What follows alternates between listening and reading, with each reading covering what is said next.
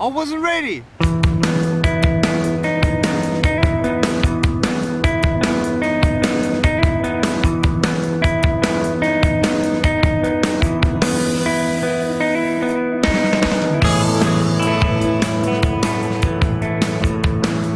I have no arms and no legs, but I'm very thankful that I have my little chicken drumstick here. People freak out when they see me for the first time. It's so cool. I was at a water slide all by myself. Everyone obviously at the bottom of the slide is looking up and waiting for other people to come down, and here I come and they're freaking out. They're like, you know, like this. And I was so tempted to look at myself and go, what happened? You know? And there were times where I sort of looked at my life and thinking, well, I can't do this and I can't do that. And you keep on concentrating on the things that you wish you had or the things that you wish you didn't have. And you sort of forget what you do have. And there's no point, I believe, in my life where I wish I had arms and legs, I wish I had arms and legs, I wish I had arms and legs, because wishing won't help. But what I've seen in life are just a couple key principles, and the first thing that I've seen is to be thankful.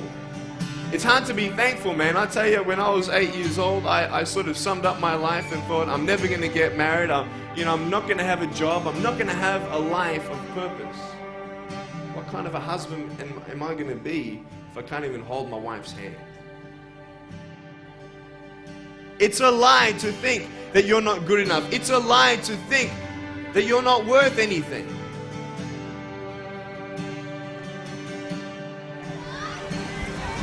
Oh boy. Woo! It's freezing, I can't feel my hands. I love life. You know, so many people come and say, how come you smile so much? And I'm like, well, it's a long story. But it's very simple at the same time.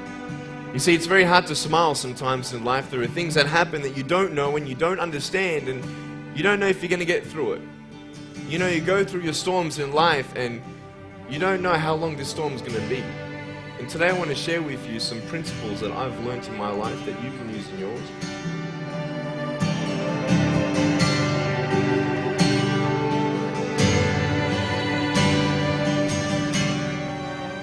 Being patient is beautiful. I tell you, it's the hardest thing. But I realize I may not have hands to hold my wife's hand, but when the time comes, I'll be able to hold her heart. I don't need hands to hold her heart. You know, it is scary to know how many girls have eating disorders. It is scary to know how many people are just angry at life because of their situation at home and angry at others. It's scary to know how many people actually feel like they're worth nothing. Every single girl right here, right now, I want you to know that you are beautiful. You are gorgeous just the way you are. And you boys, you're the man. On this DVD, I share my experiences in life of how I've overcome challenges and seen a new, fresh perspective in life. To be thankful, to dream big, and to never give up. I speak to children, youth, and adults about key issues and principles that I've applied in my life that has given me the strength to conquer all that comes before me.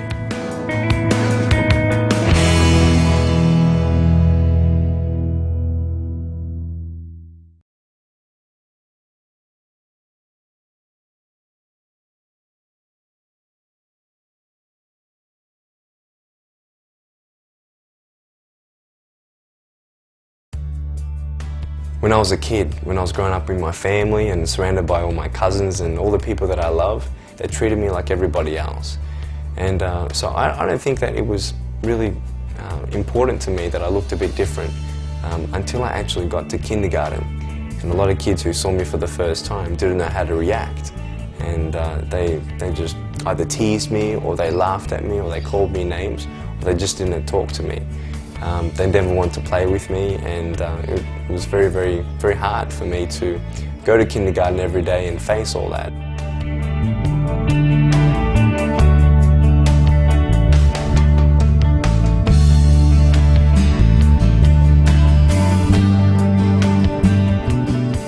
I was actually born without arms and legs, and there's no medical reason why this had happened. In fact, my mum was a nurse, and she made sure that she did everything right, and my parents didn't do anything wrong, and my doctors didn't do anything wrong. And I was just told that it's just one of these things, you know, only God knows why this happened. When people were teasing me, I used to ask myself, why are people teasing me?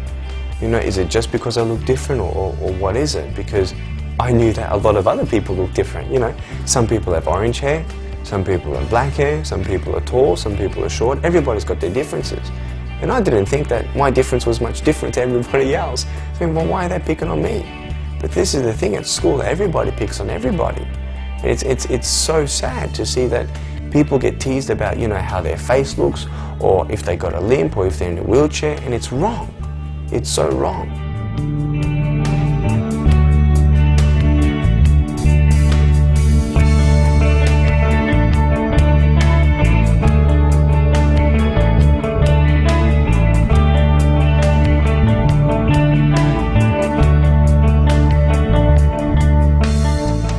You know, when people see me for the first time, what do they think? I feel so sorry for this guy without arms and legs. Oh, he must have such a bad life. And you know, oh, this guy can't do this guy. Why? How can they say that? They judge me by how they look. They have no idea that I've done a double degree in accounting and financial planning. They have no idea that I'm a real estate investor, that I'm a stock market investor, that I love my life, that I travel around the world and I give people hope in a unique and powerful way. I love my life. I'm living a more complete life than the average 23-year-old. Because arms and legs will not make you complete. And how you look will not make you complete.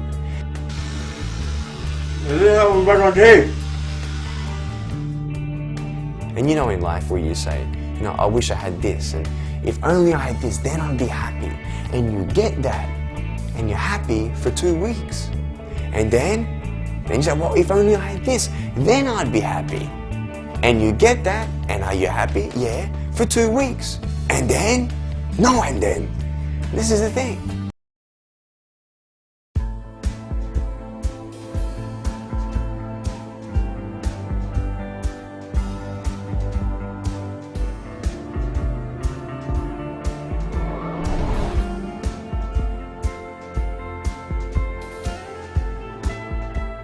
Life is life. Life is an interesting journey of ups and downs.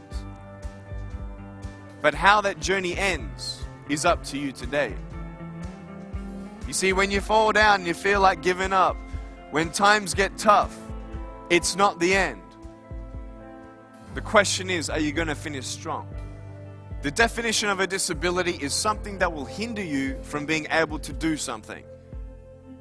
I think, though, the greatest disability is not having no arms and no legs. The greatest disability is your mind, the choices that you make.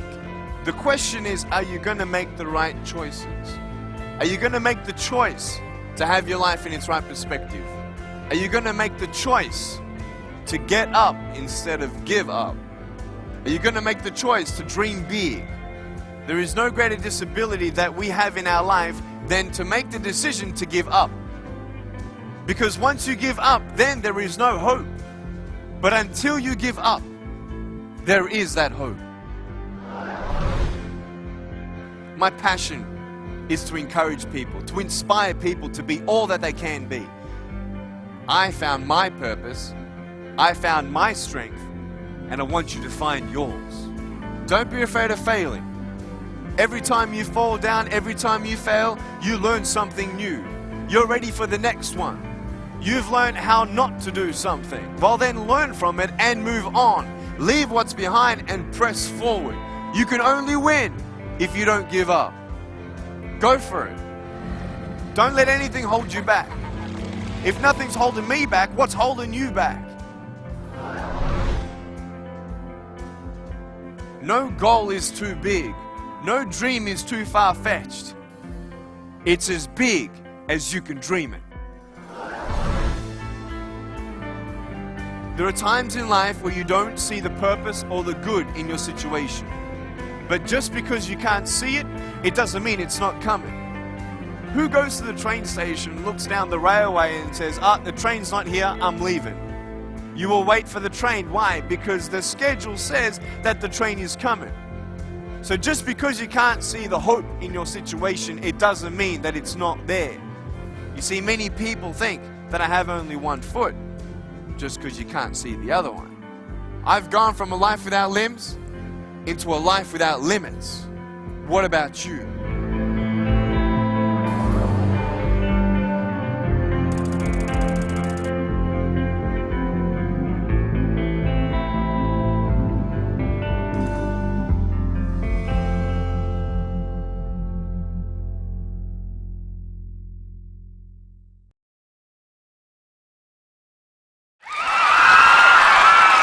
Thank you. Thank you very much. Good morning, everybody. Good morning. How you doing? Y'all fine? All sweet. Nice to see you. My name is Nik Vujicic, and it's a pleasure to be with you. I have a wheelchair over there. It's my BMW 7 Series. Gonna take it to pimp my ride and get some spinning rims on it. And you know those fully pimped cars, you know, with hydraulics and stuff. You know how they bounce around and stuff? I want to get my wheelchair bouncing. Like, if I can cross the road and go, boom, boom, boom. It's really cool driving that thing around. I have no arms and no legs, and I was actually born this way. And there's no medical reason why this had happened. So I have no limbs, but I have my little chicken drumstick. And we call this a chicken drumstick because, first of all, it looks like one. And second of all, sometimes my dog thinks it's one. And I tell you, man, it's so funny. He comes up to start biting on it, and I have to hit him in the head a couple times. It's nuts, man. It's so cool, man. I love to swim as well, and I actually float like a life jacket. I float upright like this, and then I have my little motor down here, and I go, like this, right? And it's so funny when people see me for the first time. It's so cool. You like, kids freak out. You know what I'm saying? I tell you, this little boy came up to me and he goes, "What happened?" And I went up to him and I go, "Cigarettes." And there was this one girl who saw me and she goes, "Mommy, look, it's an alien." So I went up to her and I went, "Raw," you know. She's like, "Ah," you know. I'm running after her saying, "I'm gonna eat you," you know. Freaking her out. So with my little foot, I can also write. This is my pen here, and I can actually write and type with my foot, but I've learned how to draw and all this sort of thing, so that's pretty cool. I've learned how to type 43 words a minute on a normal computer, and sort of like a heel and toe combination. And I'm learning sign language with my foot. I'm learning it. Ready? Peace. Is that cool? Very cool. Anyway, look, we're going to have some fun today, and I'm just going to tell you the funniest story of all. It was so funny. I was in a car one day, and when you see me from the outside of the car, you have no idea that I have no arms and no legs, right? You just see my gorgeous face. And we're at the traffic lights one day, and this car comes up next to us. And this girl's looking at me, and I'm like, cool, let's have some fun here. So I know she has no clue that I have no limbs. And so I look at her and I grab the seatbelt in my mouth and I loosen it like this. And then in the car seat, I just did this.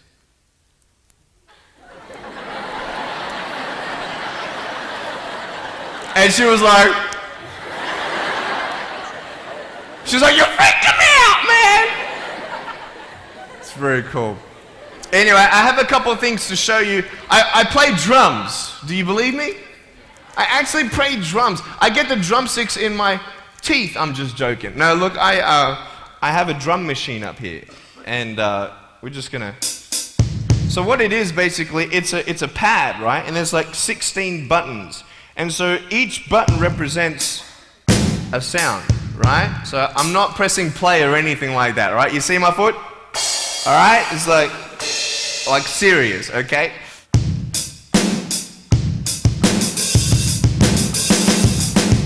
Ah. You like that? Well then, so that's sort of more like your rocking, you know, sort of pop, whatever, but then you got the ah. Can we have some more volume, please? Give me some ah. juice, right? All right, so here we go, right? So it's like, you like that? That would be really cool if I could get this on my wheelchair and play it while I'm driving and get some techno going like, here we go. 1, 2, 3, 4. Yeah! There you go, you like that? Is that cool?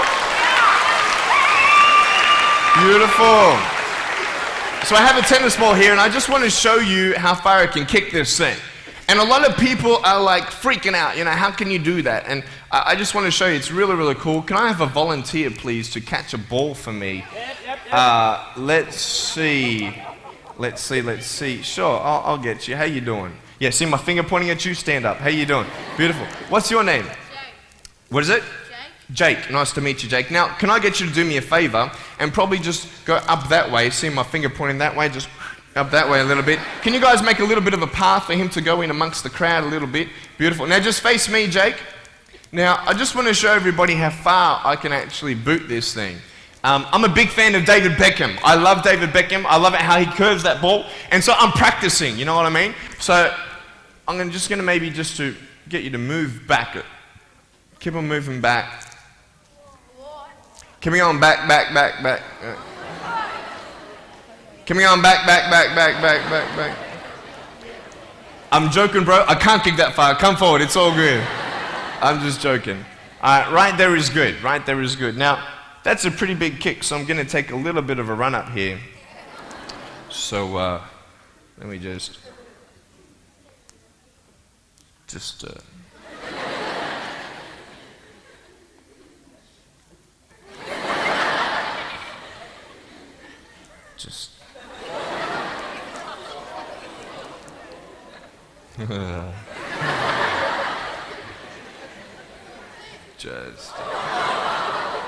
Woo! I was joking, it's all good.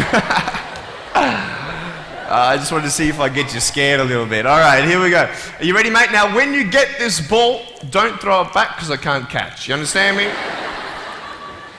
All right, you ready? Here we go. When you get this ball, just come up here on stage. Is that cool? Ready?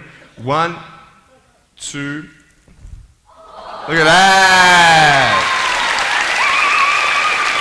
Jump up, mate, on this side. Beautiful. Now, Jake, hey, you having a good day today? Yeah. That's good. I'll get you to hold that for me. Beautiful. Now, wait. I'm not done with you yet, bro. All right? So I'll just get you to stand there, face the crowd. So, anything new happen in your life today? School? How's school? Boring? Learn anything? No? Just cool or something? Yeah, cool. Did your homework? No? All right, cool. All right, so here we go. So I want to just be real with you. There's a cool game I want to play with you, if that's cool. I'm going to get your right hand on the table, all right? That's a cool ring. You're going to get me one of those. Get a toe ring, you know what I mean?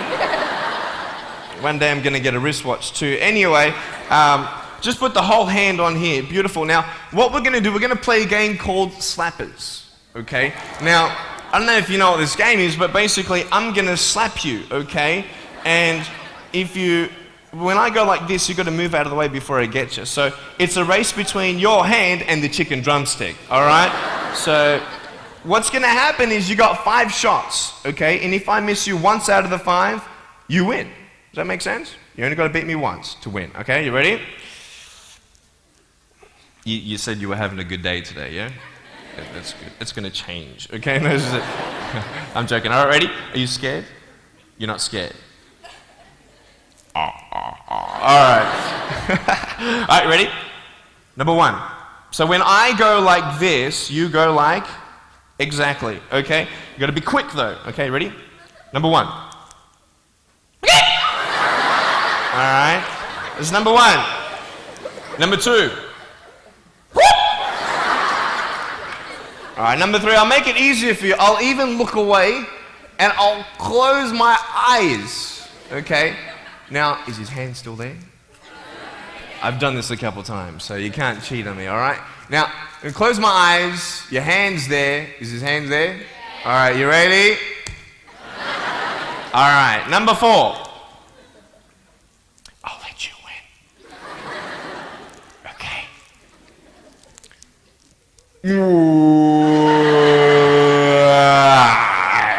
Give give me a hug, man. I love you. Give him a round of applause, guys. Thanks so much, Nick.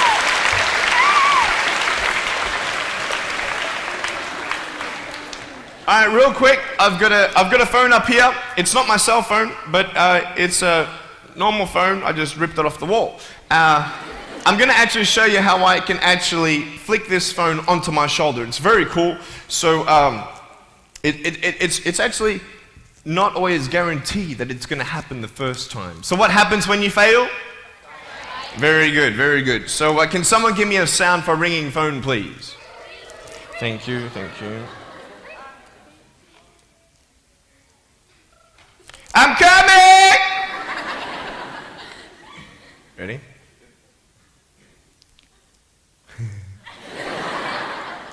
Hey, is that cool? Awesome. I want to talk about like when I started, going to school and stuff, a lot of people put me down, you know what I mean? Like people tease each other. I mean, people come up and say, hey, you're fat, you're fat, you're fat, you're fat, you're fat, you're fat, you're fat, you like, lose some weight, and you're like, you go home and you look at yourself in the mirror and go, I'm fat, right? And so many people tease each other. Oh, you're too short, you're too tall, you look whatever. Different hair and all that. It doesn't matter.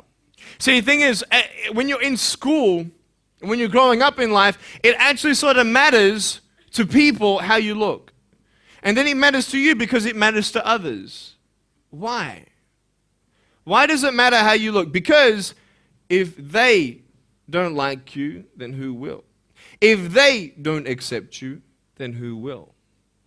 And the fear that we have is that we're going to be alone, that we're not good enough. And we have to change ourselves. And so many people put me down and say, Nick, you look too weird and no one's really your friend and you can't do this and you can't do that. And I couldn't change anything. It's not like just fixing my hair one day and everything's fine. It's not like, just whatever. I couldn't change my circumstance. I couldn't just one day wake up and say, hey, give me arms and legs. I need arms and legs. You know what I mean? Like, I went to a bodybuilder, and said, can you make me some arms and legs? No, joking. Bodybuilder, you get it? Right? So here's the thing. I go up to people, can you give me a hand? Just joking. But it was so hard because people put me down. And I started believing that I was not good enough. I started believing that I was a failure. That I'd never ever be somebody who people would like or people would accept.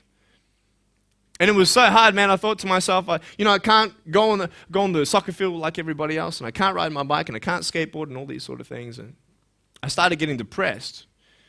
I thought, what kind of purpose do I have to live? I mean, are you just here to live to die? I mean, is there not a purpose for me? Is there not a purpose in life? And I had questions and no answers. And I asked my mum and dad, why did this happen? I asked doctors, why did this happen? They don't know. There are some things in life that are out of your control that you can't change and you got to live with. The choice that we have, though, is either to give up or keep on going. I want to ask you, what are you going to believe? Are you going to believe in yourself? Are you going to believe everybody else's judgment on you? Are you going to believe people when they say that you're a failure? When no one really likes you, no one really cares about you. And it's not really to say that, hey, you need someone to come up and say, hey, really, I like you, I care about you. No, it's not that, but it's the fact that people put you down. People don't even look you in the eye. People ask you how you are, and you say fine, but you're not fine, and they'll never know that. I tell you, life is interesting. Life's a journey. See this phone here? Let's say that I want to go to the phone, right? And I start from over here. Now, to get to the phone, it's not like I'm going to start meditating and going hum, right? And float across the air, right? It's not going to work. It's not like I'm going to go hum and woo, it's not going to work. So I have to take one step at a time, one step at a time, one step at a time. You can only take one step at a time. I don't care how big your step is, it's only one step at a time. You can't do 2 steps in one. You understand? So it's like one step at a time. And you take steps in this direction, you take steps in that direction. You sort of get lost along the way, and sometimes you fall down. Now, to illustrate my point, I'm going to jump off the table, do a back twist, and land on the floor. Okay? Is that cool? Are you ready?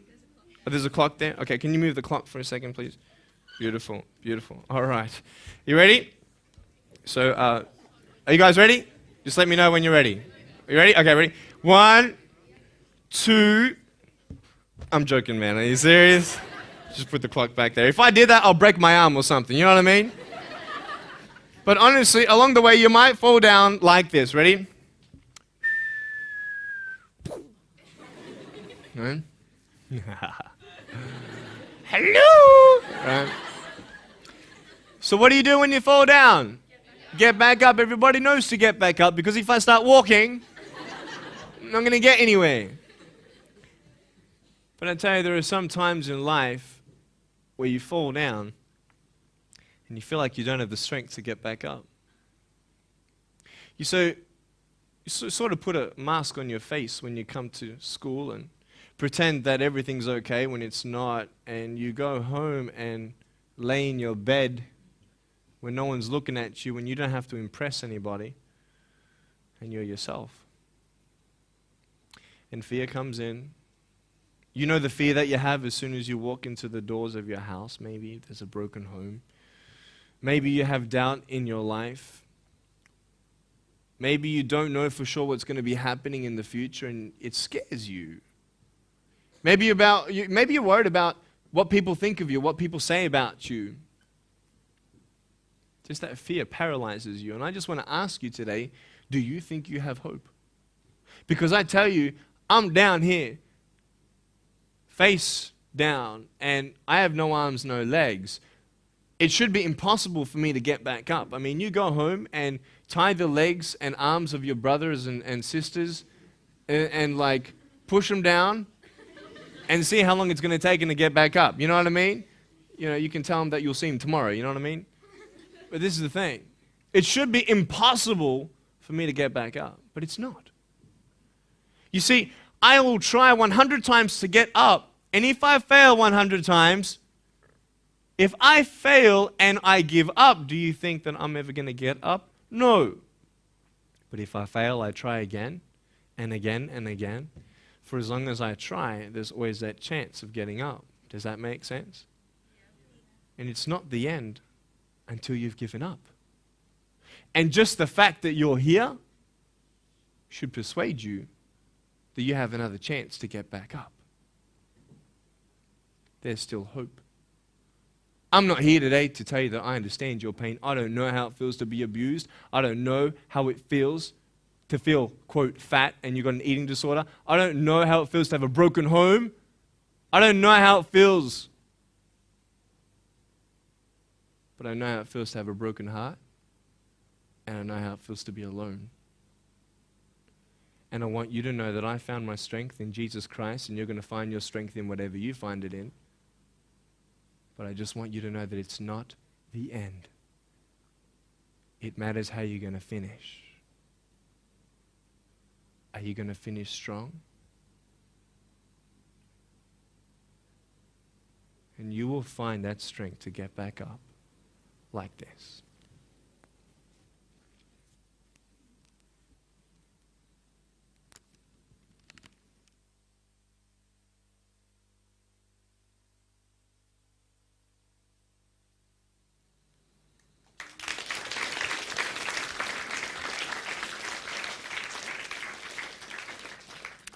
How did I get from depressed to who I am today? Because I tell you, I was depressed. When I was age 8, I used to concentrate on the things I didn't have. I wish I had arms and legs, and I wish I could do this, but what can I do? You see, I have a choice, and that's what I want to talk about today, choices. I can either be angry for not having arms and legs or be thankful for my chicken drumstick. And you see, I can still do a lot of things. At home, I can brush my teeth, comb my hair, get myself ready in the morning. And I'm traveling around the world. It's amazing. But I had to ask myself a couple questions. And the first question was really, who am I? Who am I? I'm Nik Vujicic, but who is that? And it's funny how the friends around you sort of determine who you are. You change yourself. You come to school. And everybody swore around me at high school, so I started swearing. Why? Because it's the cool thing to do. Everybody swears. So I don't want to be left out.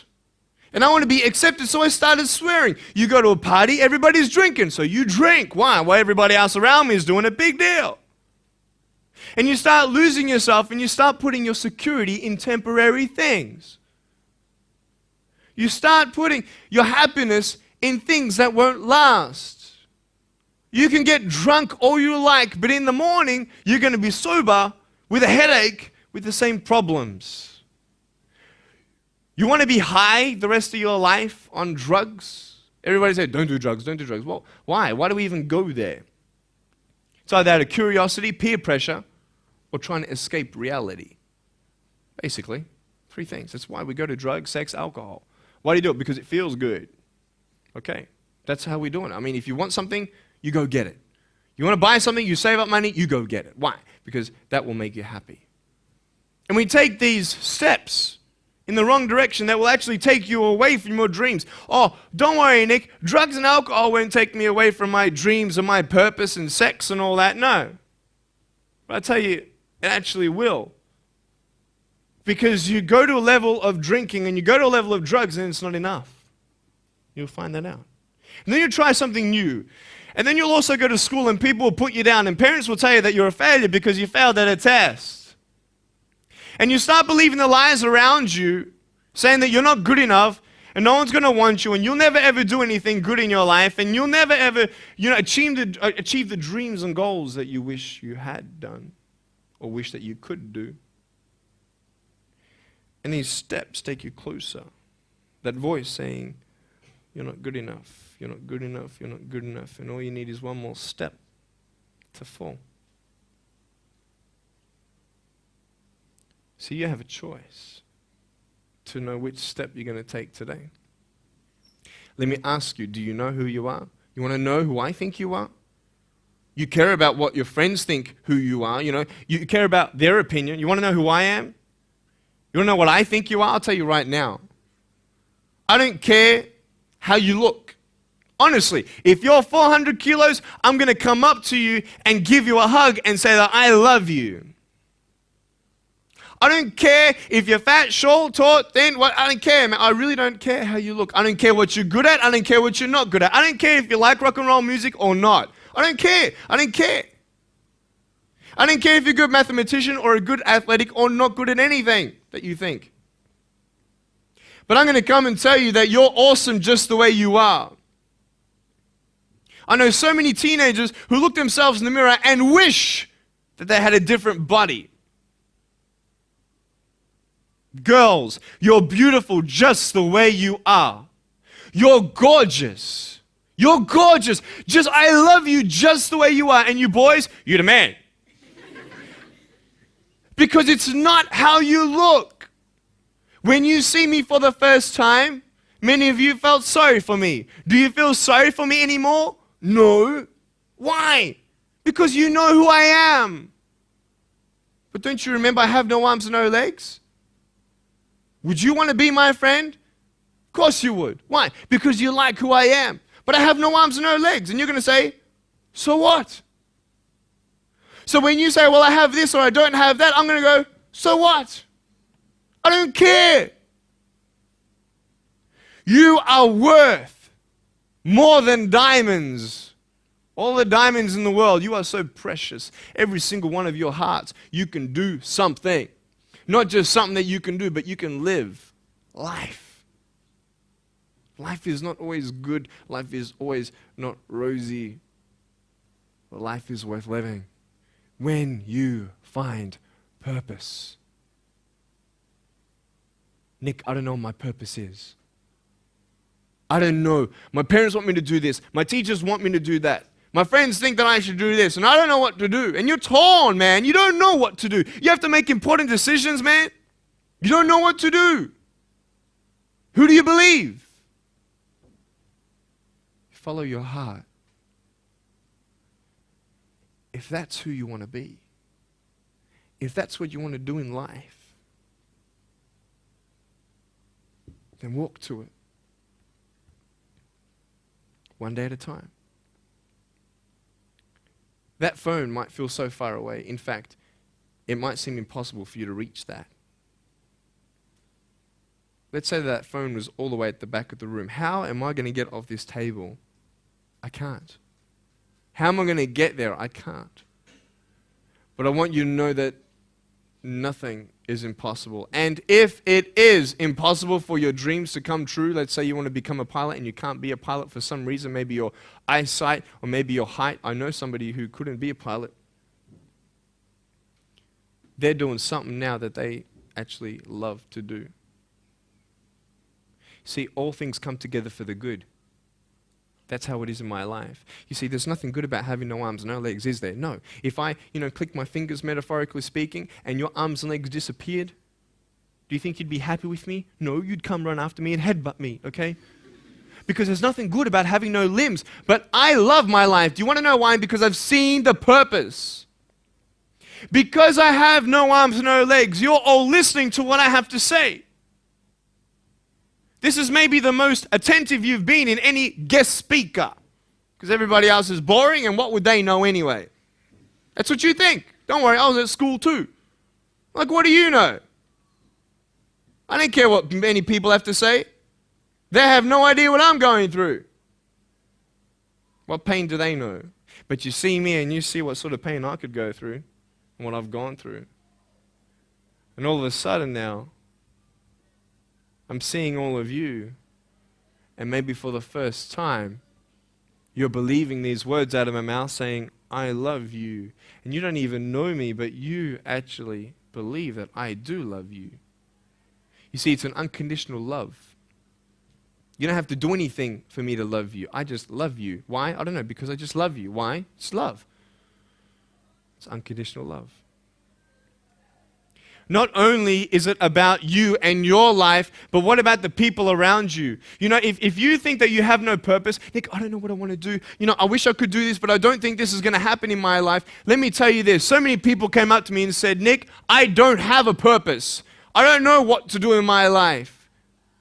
Let me ask you one thing. If you went through your life full of pain, full of tears, and at the end of your life, you actually saved somebody's life, is your life worth living? Is the pain worth someone's life? If you could actually save somebody? Can you imagine? If you actually saw somebody nearly get run over a car, you dive and get them out of the way of the car, for instance, an example, would that be worth living? You save somebody's life. I don't know. What about this? Let's say that you have a problem in your life and you want to give up now. Imagine if someone 10 years older who's gone through the exact same thing that you have actually got through it and came to you and said, you know what? I know how it feels. I've been there. I've been going through what you're going through now, but I'm still here. Would that not encourage you? Could that possibly save your life? Yes. Is that not a purpose worth living for? And that's why I believe in you, because that is the greatest purpose. It's to love. Honest. It sounds corny, whatever you want to say. I don't care. I love people because there is freedom and power in loving people. You have a choice every day you come to school to either tease somebody, gossip about somebody, or you can go up to them and encourage them. You can go up to somebody and say, hey, you're looking good today. When you ask them how you're doing and they say okay, and you know they're not okay, you can say, no, really, how are you doing? You could save somebody's life. Oh, really, Nick? No, I don't think so. Check this out. I was 6 years old, grade 1. 12 people teased me. I counted them all on my fingers. 12 people teased me. And at the end of the day, 10 to 3 in the afternoon, I said, I can't do this. If one more person teases me today, that's it. I'm going to give up. And I'm driving in my wheelchair, my BMW 7 Series to my parents, right? And there is this one girl who yells out, hey, Nick! And I'm thinking, great, here it is. She comes to me and she says, Nick, I just want you to know that you're looking good today. And I'm like, oh. The power of encouragement. You can save a person's life. Because I tell you, I was walking, man, this way. You're not good enough. People telling me, no one loves you. There's nothing good in your life. You can't do this, you can't do that. No one's going to want to marry you and all these sort of things, and get to the edge.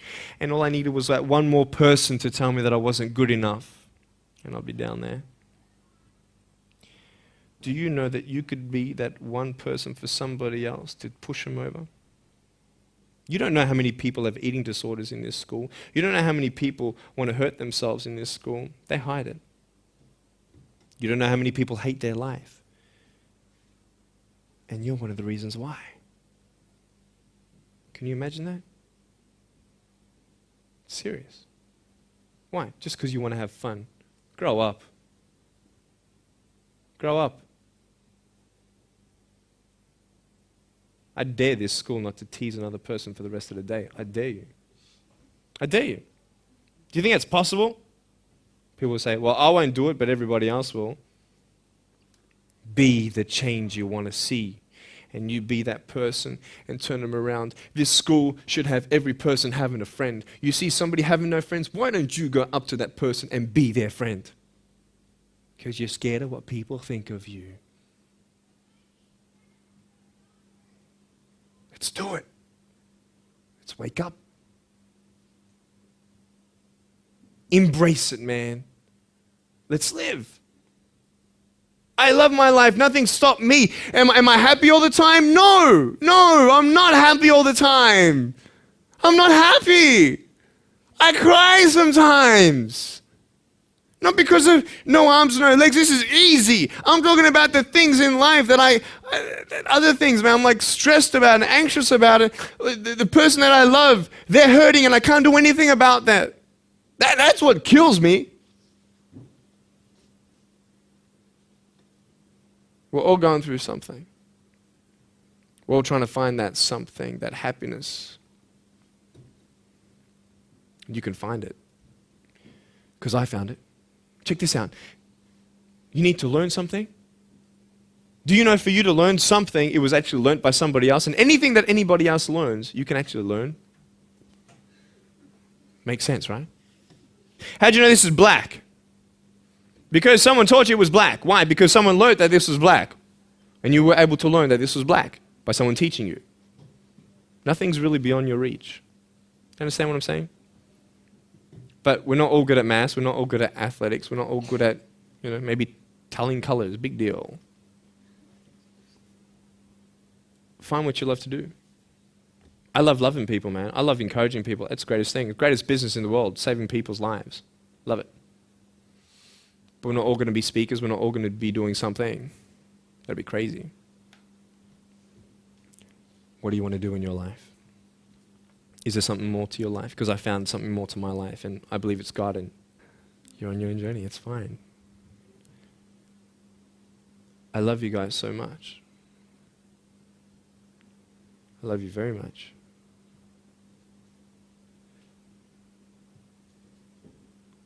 Choices are yours. I made a choice to keep my virginity until I'm married. It's proof beyond words that my wife was worth waiting for. Do we make wrong choices? Yes, we do. Are there consequences for bad choices? Yes, there are. And I can talk another half an hour on consequences on drugs, sex, and alcohol, but I'm not here to lecture you. I'm not here to say not to do drugs and not to do all that stuff. Look. But don't believe that you know everything either. What I don't know won't kill me, right? That's what they say, right? That is stupid. How dumb's that? Let's say I've got a brain tumor and I don't know it. Is that going to kill me still? Yeah. Duh. Idiot. Of course. Look at me and my life. I've made choices and this is how I am. This is where I am. And I love it. You know what's cool? Sorry. Just getting a seat organized. That's better. Put my feet up, I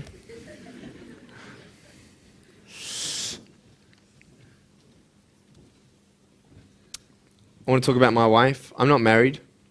I don't know who my wife is yet, right? It's okay. I know she's coming. It's fine. She's coming. Just because you have no boyfriend, girls, it doesn't mean you're not beautiful and that you're not loved. You don't need a boyfriend. You don't need to use your body as security to make you feel that someone needs you.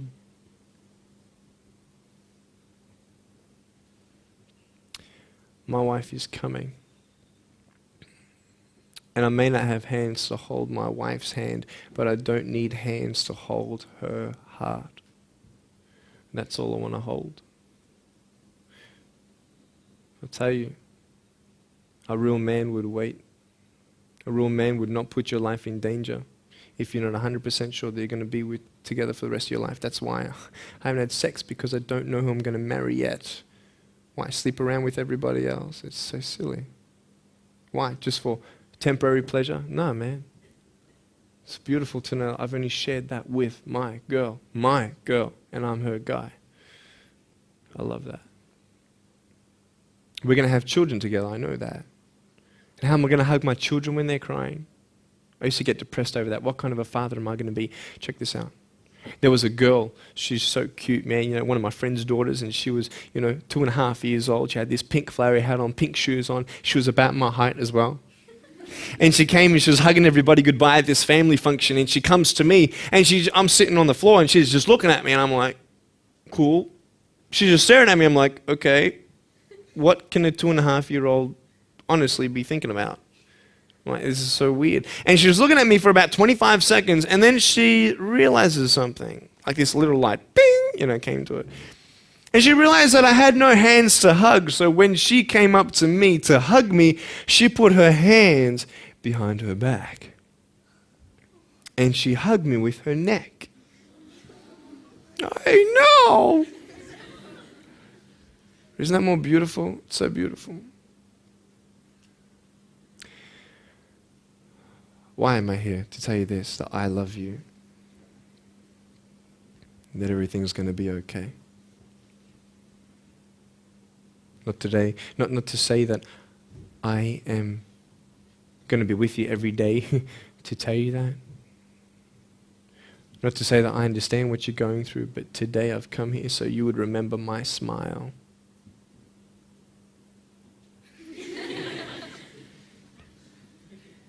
And you would remember what I said. That you have a choice to either uplift somebody or put someone down. You either have the choice to step towards your goals and dreams or step away, going into temporary things.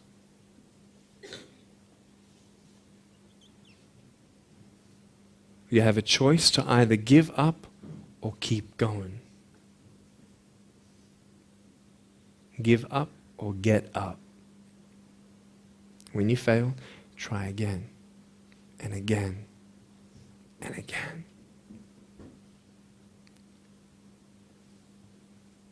I want you to close your eyes, please. If you don't want to close your eyes, that's fine. Just stare at the floor. Don't talk to the person next to you, please.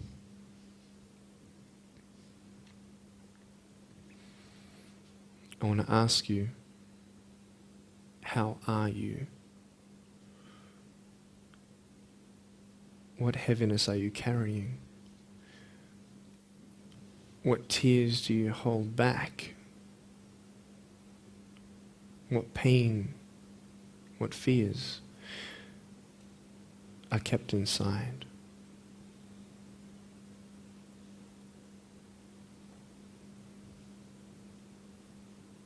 You don't have to hold on to those fears. You just take one step at a time. Not to say that one day these fears are just going to completely disappear, but can you forgive those who've hurt you? Because that's when healing starts. Every time someone puts you down, will you make a decision to bring somebody else up?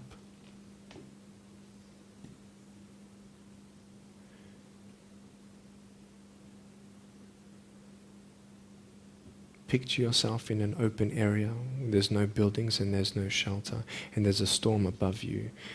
And this storm represents the situations in your life And you don't tell anybody what you're going through because first of all, they wouldn't understand. And second of all, they can't even help you anyway. You're in this storm and you're down on your knees and you're cold and you're weak and you feel like this is the end. Are you not still here? You are still here. You don't have to do this alone. You can talk to counselors, you can talk to people you trust. And you're going to talk to whoever you talk to, but I talk to Jesus. But hold on to that person who you think might help you. And imagine them right now saying that they can't stop the storm right now, but they will hold you and keep you warm until the storm passes. Because when they hold you, the storm's still there, but it's okay. Because they're with you all the way. Think of your friends. You look them in the eye and you know maybe that they're not really that happy. You go to parties and you just look them in the eye. And you know that they're hurting as well. Everybody's trying to cover it up. Can you lift somebody today?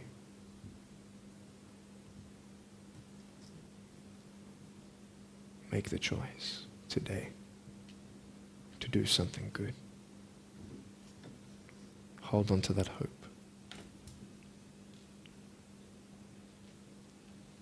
Open your eyes.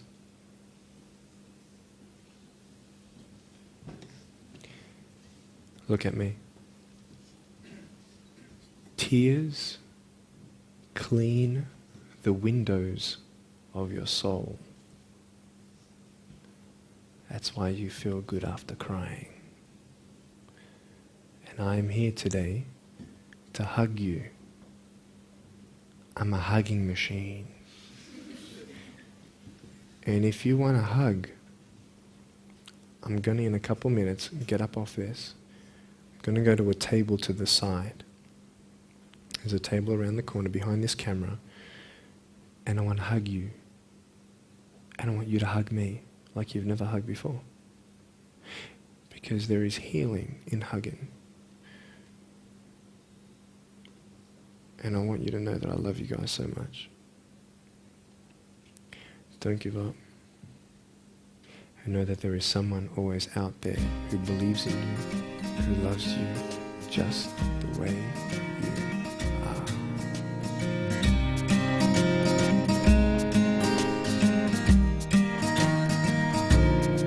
are. This is exactly what this school needed, because teenagers at this point in their life, they go through trying to find out who they are, and you never really get to find it out with other people. People can't tell you who you are. You've got to find it for yourself, and you've got to be able to respect yourself and learn to love yourself before you can change your environment. And that's really been helpful with what Nick said. It's told kids that it doesn't matter what you look like, it doesn't matter what you smell like, it doesn't matter what colour eyes you have or if you have braces or anything. It just matters who you are on the inside, and that person is who everybody should be seeing. And if they're not seeing it, then you should be looking for someone else. You should be looking for someone who does see who you are on the inside and who does love you.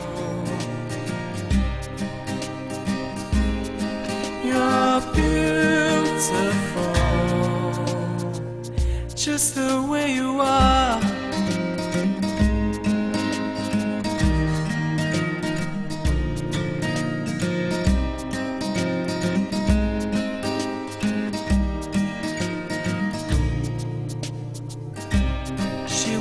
Busy streets looking for her next mate.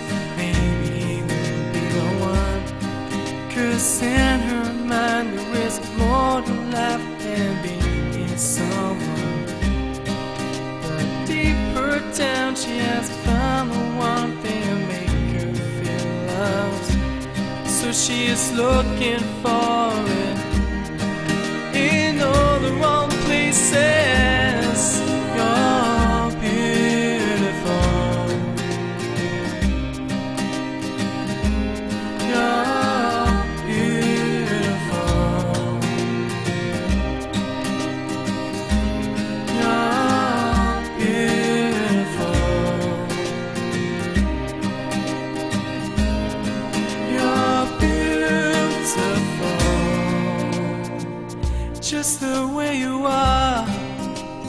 Thank you for giving me this opportunity to speak into your life and share with you my story. I hope you've been challenged and inspired to never give up, and I believe that you have been touched. I'd love to hear from you. Write to me. Go on my website, attitudesaltitude.com. I enjoy reading so many people's testimonials on how my life has impacted theirs. So please write to me or email me. Also want you to know that there is a book coming and a series of DVDs. So be on the lookout for that. If you see me on the street face to face, make sure you come up and say hello, give me a hug. I'd love to meet you. Remember, there is always hope. Never give up.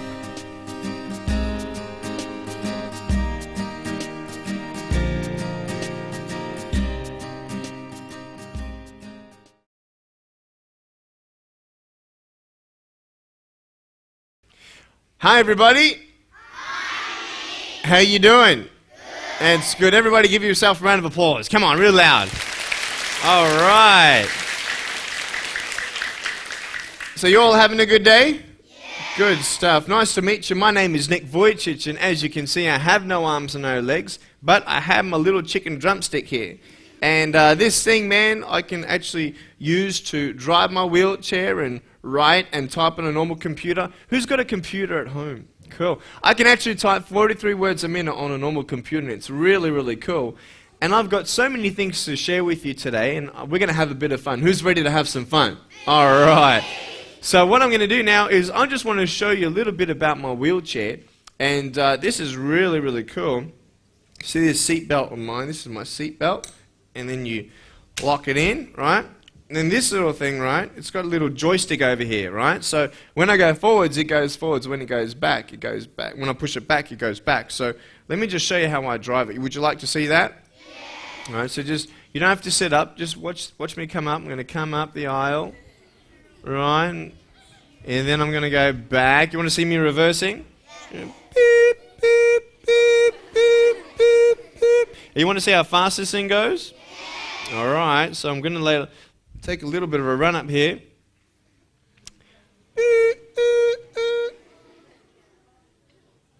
All right, you ready? Really fast, right? Ready? You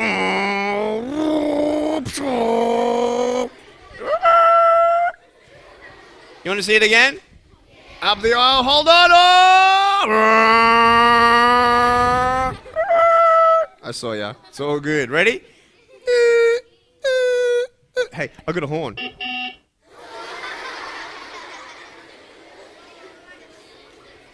want to hear it again? It's pretty cool. Now, you want to see me jump around? Because outside, I take this around, and this is how I get around. But when I'm in my house, I don't really drive this around a lot. I actually get out, and so I can actually see this seat going down, goes all the way to the floor, which is really, really cool. And then I unbuckle myself like this, and then I can actually jump out. Now, do you want to see how far I can run? Or how fast I can run? All right, you ready? Just stay down. You ready? Okay, ready? On your marks, get set. All right, ready? On your marks, get set. Watch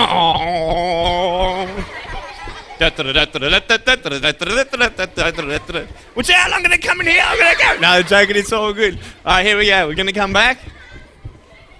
All right. Here we go.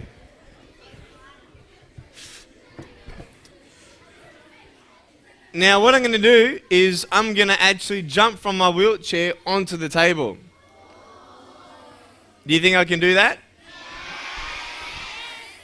I can't. I'm just joking. What I'm going to do is I'm going to get Mr. Craig to put me on the table. Everybody say, hi, Mr. Craig. Hi, Mr. Craig. All right. So here we go. He's just going to give me a little hello.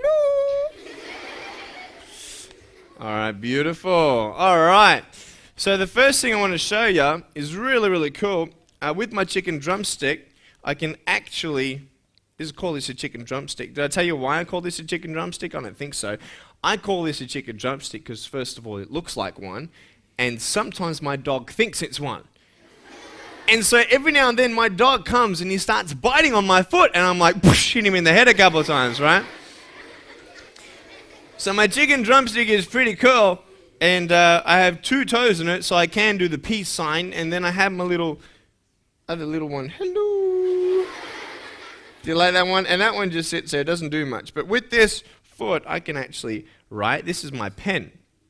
So I can actually write quite neatly with my pen, so that's really cool. And so I learned how to write. You guys like drawing? Anybody like drawing?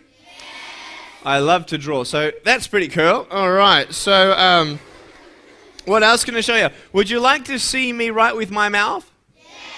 Cool, I'm just going to get Miss Jeanette up here. Everybody say hi, Miss Jeanette. Okay, so what I'm going to do is I'm going to write a little note to your school. Is that cool? And I'm going to draw some pictures for you with my mouth. Is that cool? And you can keep it in your office forever. So that's going to be very, very cool. All right, here we go. And we'll probably start with blue. Anybody like blue? We'll leave red for last. Here we go. Ready? So, you've got the school called what? Pottsville Beach Public School. All right, here we go. Ready? That's pretty long. Here we go. How do you spell deer?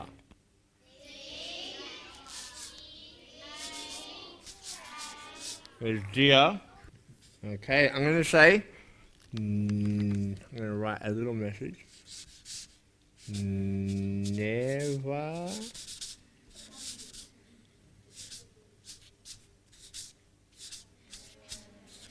what did that say?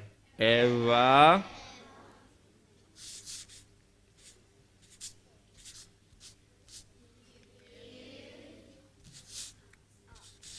very good. Out. Everybody read that sentence? Okay. And that's it. Here we go. We're going to do, how about I draw, for the boys, a red motorcycle. All right. Doing a mono, a wheelie. Here we go. Check this out. Ready?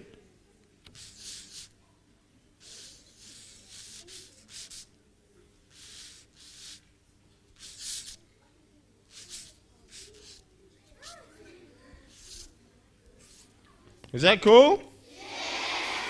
All right. And for the girls, how about I do a purple flower? Yeah, I love flowers. I love flowers. Flowers are cool, man. Are you ready? Here we go.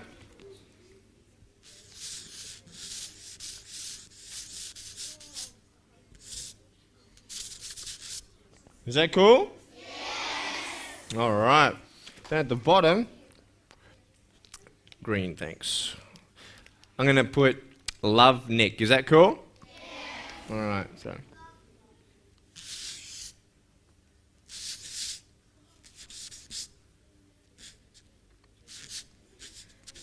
What's the date today?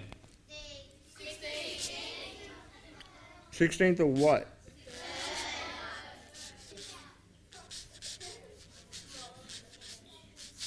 What year? You like that? All right. Thank you. All right, very cool. So we're going to give that to your principal, and you guys can keep that in your office. Is that cool? Yeah. All right. Well, guys, I want to share with you just a couple more things. Is that cool? You want to see some more tricks? Yeah. All right. The first thing I want to show you is I've actually got a tennis ball up here. Let me bring that to the front. Now, do you like soccer? Yeah. I love soccer. Who really loves soccer? Yeah. I love soccer, man. I tell you, I'm trying to practice this kick, like I'm really getting good at it, and I reckon I could show you how far I can kick. Would you like to see how far I can kick?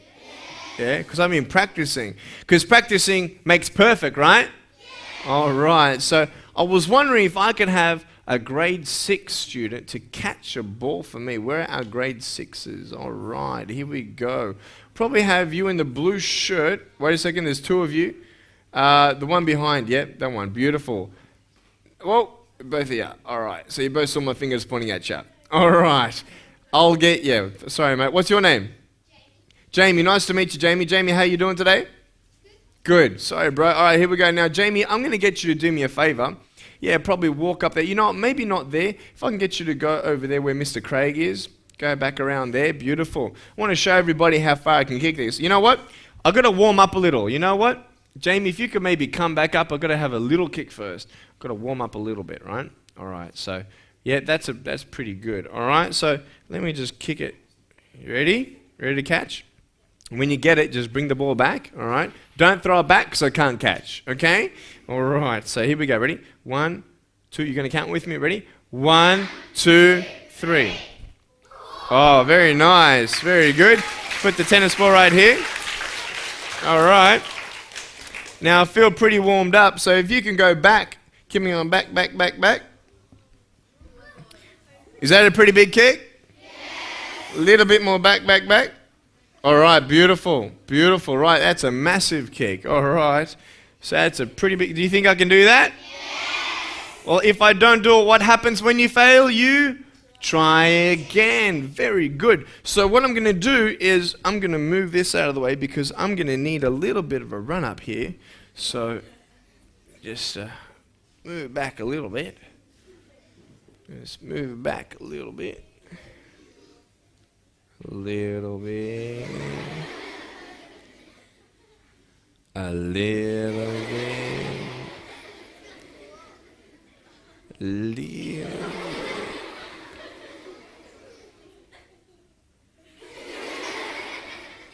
Just a little. A little. Whoa! I'm just joking. I want to see if I can scare you a little bit. All right, Jamie, you ready, man? All right, so when you get this, mate, just come back up on stage and we'll play a little bit of a game. Here we go. You ready? Ready?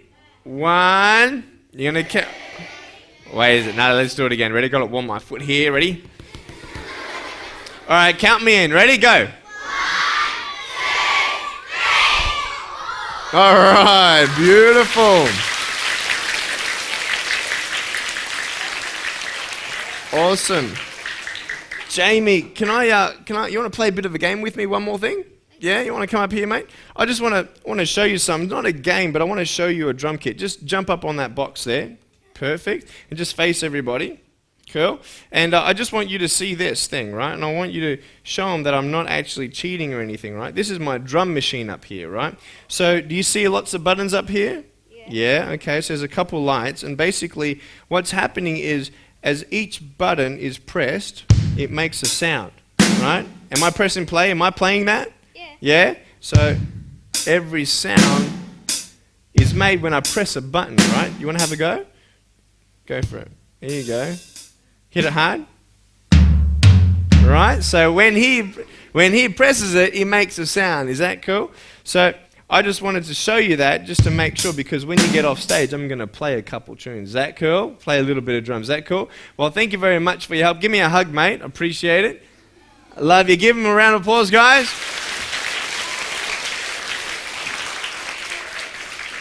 All right, now what's going to happen is I'm going to show you now what I can do, right? So as I press the button...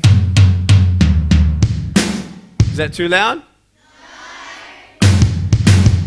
Right, so I want you to actually clap a little bit, right? Clap with me, ready? Wait, ready? Very good. Ready? That's cool, huh? Yeah? You like that?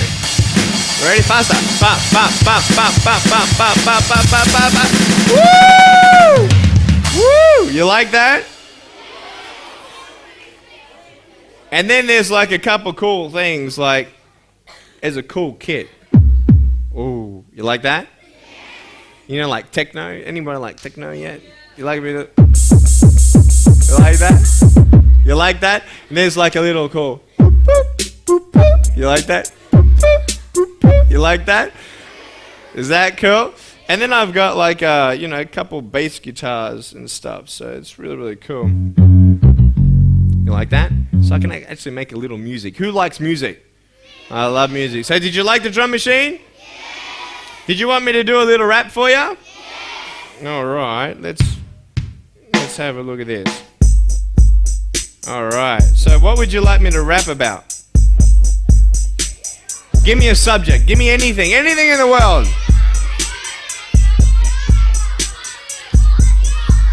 How about me and you? All right. All right, ready? Like that? All right, cool. Here we go. This is better. Ready? I like that. Ready? Like that? You like that? So, here we go. So, I was coming to Pottsville Beach Public School, seeing everybody speaking. Hello, everybody. My name is Nick. Never give up when it gets hard. You either give up or get up. And I said, hey, you are special. Never worry about what people think of you because you're special. Special, special. Yeah. Everybody go, yeah. Yeah. Yeah. Yeah. All right. You like that? All right. Give yourself a round of applause, guys. Well, I've got one more thing to show you, and it's really cool. There's a ball coming down. The ball. Okay, cool. This is really, really cool, actually. This is a phone. I have a phone up here. Now, is this a mobile phone? No. All right, I just pulled it off the wall. All right, so this is really cool. This is a normal home phone, right? And I want to show you guys how I can actually flick this up onto my shoulder. Now, I think this is a pretty cool trick, but it doesn't always happen the first time. But what happens when you fail? Try again. Very good. So can someone give me a sound for ringing phone, please? Yeah? Keep it going. Okay, ready, ready, ready? It's off the hook. It's off the hook. Ready? Ready? I'm coming! Let me come over here so you can all see. You ready? I'm coming! Ready? 1. Hey, is that cool? You like that? Awesome. Now I want to talk a little bit about my life and how school was, because, you know, a lot of people think that school sometimes is hard, because it is. You know, you're not good at everything, and there are also hard situations at schools because people tease you. Who's been teased before? All right, so I want to talk about teasing. Is that cool? Can I talk about teasing today? All right. Now, is there anything good about being teased? No. If there's nothing good about being teased, then why do people tease each other? Put your hand up if you can tell me why people tease each other. In the blue shirt up the back, sweetie, yes? Yeah, they want attention and they think they're cool and up the front? Because they think it's fun. So there are many reasons why people tease each other. And we know that it's not good to tease, but what can we do when people tease us? What are the coolest things that we can do? Yeah, man? Tell a teacher. What about the one in front of you? Yes? Walk away. And what else can we do? We can very good answers. Very good answers. So we can ignore them. We can walk away and we can tell a teacher. Who else can we tell apart from our teacher? Yes? All right, so you can go to the person and say, hey, stop it, I don't like what you're saying. Now, are these all good ideas? Yes. Do they always work? No. I found out something that will always work. You want to know what it is? It's the coolest thing of all. When people tease you, all you need to do is love yourself. And you're probably thinking, love yourself? Now, I don't mean to get up in front of the mirror every morning and look at yourself and go, I am so beautiful. Oh, look at my hair, I am so good looking, right? But to know that you are special just the way you are. I want you to say, I am special. I am special. Just the way I am. And so we all have differences. I look different to you. Some people are taller, some people are shorter. Some people have blue eyes, hazel eyes, brown eyes, purple eyes. You have purple eyes? Yeah. No? I see some green hair and different hair, right? But this is the coolest thing, is that we're all different, aren't we? But it's okay to be different, isn't it? See, when you saw me for the first time, maybe you felt sorry for me. Who felt sorry for me when they first saw me, right? Do you feel sorry for me now? Yes. A little bit? But do you think I'm cool? Yes. Yeah? Why? Because you've seen who I am. And who I am matters more than how I look. Does that make sense? Because I tell you, man, there were many kids who saw me for the first time and they tease me. And I have so much fun sometimes when kids see me for the first time. There was this one little girl who saw me one day. It was so funny. She goes, "Mommy, look, it's an alien."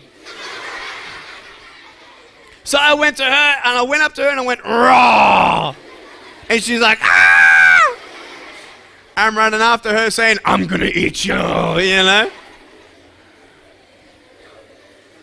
But you see, when people see me, you like that one?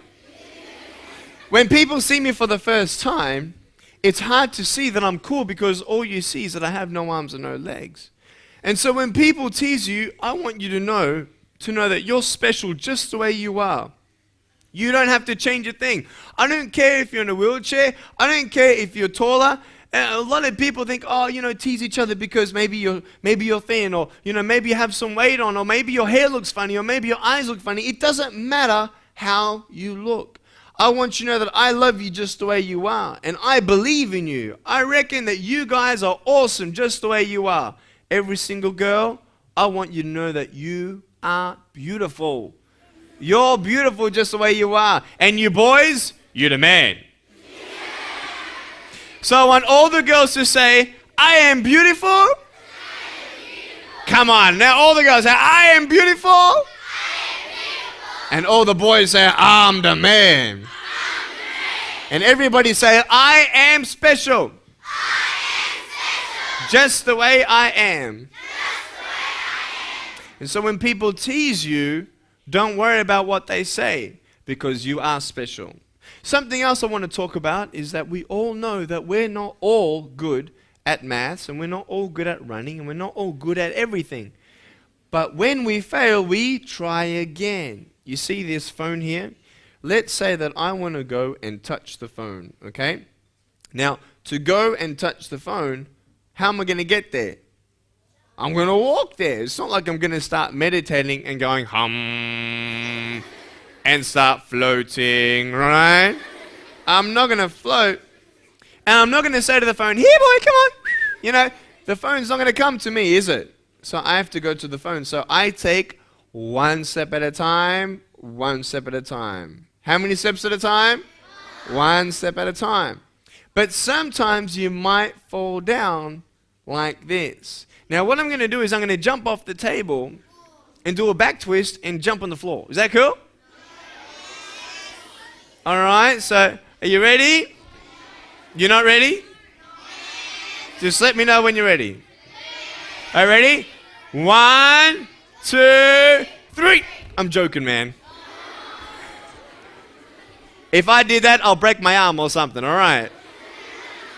I have no arms, you're right, I forgot. All right, here we go.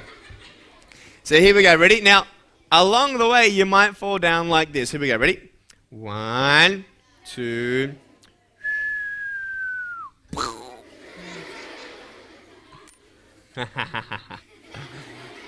hello. So what do you do when you fall down? You get back up. Everybody knows to get back up, because if I start walking, I'm not going to get anywhere. But I want you to know, sometimes in life, you fall down and you feel like that you have no strength to get back up. When maybe you had a bad test at school and maybe you didn't do so well at something, and people come up to you and say, "Hey, that was bad." And you know what? You get discouraged. You don't want to try again, because just in case you fail again, it's not nice to not be good at something. But I want you to know that when you fall down, you can get back up. Now, it should be really hard for a man without arms and legs to get back up when he's fallen down. I mean, go today and tie your hands and feet up, fall down and see if you're going to get up.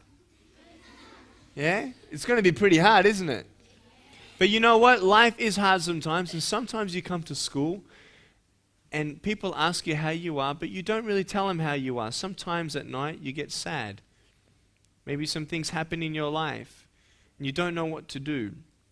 And I know what I can do. I have good friends around me and I have good parents to help me through my hard times. And maybe you don't believe in God, but I believe in God and I pray to Him and I believe He helps me. But I just want you to know today that when you fall down like this, you can get up.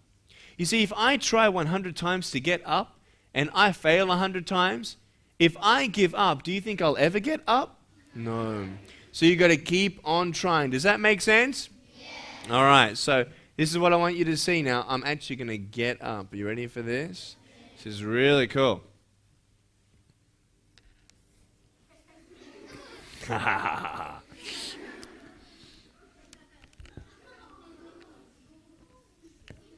Hello. Ready? Count with me. 1, 2, 3. Is that cool?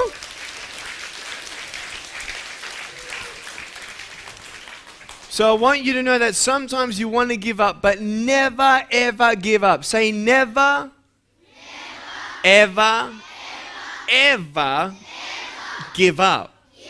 Very good. Never ever give up. So what happens when you fail? You try. Very good. Very good. Now I want you to do something for me, right? I want you to think of today. Have you teased somebody today already? Maybe who's been teased today? All right. Put your hands down. I want you to know something really cool. You know what? When I was 6 years old, much younger than you, when I was 6 years old, there were people teasing me all the time. And you know what happened one day? There were 12 people who teased me in one day. And I felt really sad. And I thought, why do people keep on teasing me? And I thought to myself, you know what? I want to give up. If one more person comes to tease me today, I'm going to give up. And you know what happened? Just before the school bell, I was next to my classroom and I'm actually walking back. I'm not walking back, but driving in my wheelchair, right? Back to my mum where she's going to pick me up from school. And on the way to the car, there was a girl who said, "Hey, Nick!" And I'm like, oh no, not another one. And she came up to me and she goes, "Hey, Nick, I like your smile. You're looking good today." And I'm like, oh, that's cool, man. I'm like, that's so cool. And then all of a sudden, when that one person said that I was okay, when that one person accepted me, I didn't care what the other 12 people thought. Does that make sense? Sometimes all you need is one person to believe in you. All you need sometimes is that one person to say that, hey, you know what? You're going to be okay. And I want you to know that I want to be that person for you. When you go through sad times, I want you to remember my smile. Ready? Right? And am I always happy? No. You see my foot? We all go through ups and downs, right? Woo! Right? And we all go through ups and downs. But I want you to know when you feel like giving up, don't give up because you are special. And I want you to know that you can do something special in your life. And it's so awesome to be able to actually encourage somebody. When people tease you, don't tease back. When people hit you, don't hit back. You got to be the more smarter one. But I'll tell you right now, if you want this school to have people where they're not teasing each other, then you be the person not to tease. Does that make sense? You be the person to stand up for people who are being teased. Is that cool? Yeah. You be the stronger one, all right? So I want to ask you today, what did you learn from me today? Put up your hand. What did you learn from me today? Yes. Never give up. Everybody say never. Never. Ever. Give up. Very good. What else? That's right. Stop teasing people. It doesn't matter how you look, it's who you are. Does that make sense? Yes. Because I look weird, but am I really weird? No, I'm cool. Who thinks I'm cool? See, I'm pretty cool. Why? Because it's not how I look, it's who you are. All right? Very cool. So all the girls say, I am beautiful. I am beautiful. All the boys say, I'm the man. And everybody say, I am special. I am special. Just the way I am. And we could write a song. We could write a rap. Yes, sweetie. Very good. Everybody's different, and it's okay to be different. Very good. Yes, ma'am? Very good. What happens when you fail? Very good. In the blue shirt, yes.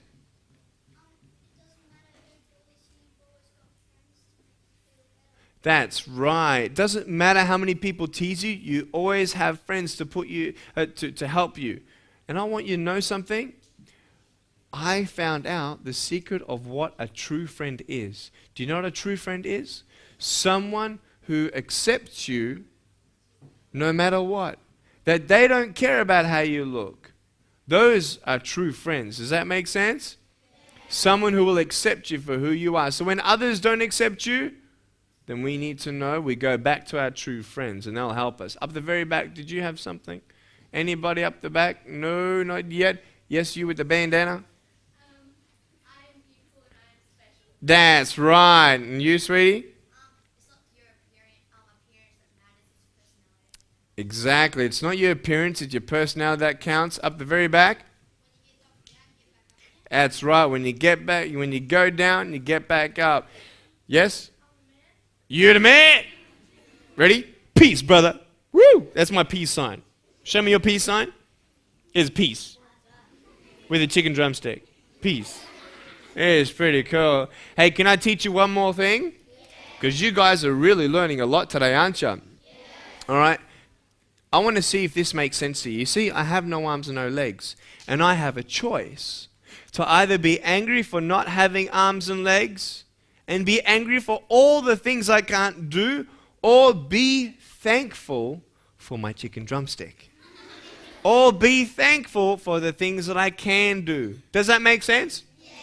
So everybody say, I am thankful. I am thankful. Very good. Appreciate it much. I was on the beach one day and I had my chicken drumstick under the sand and I was just sitting there watching the waves come by, and this lady came up to me and she must have thought that I had my hands inside my shirt, because she said, that's quite impressive. How long did it take you to bury your legs in the sand? See, she had no idea that I had no legs. And so I said it took me a long time to bury my legs in the sand.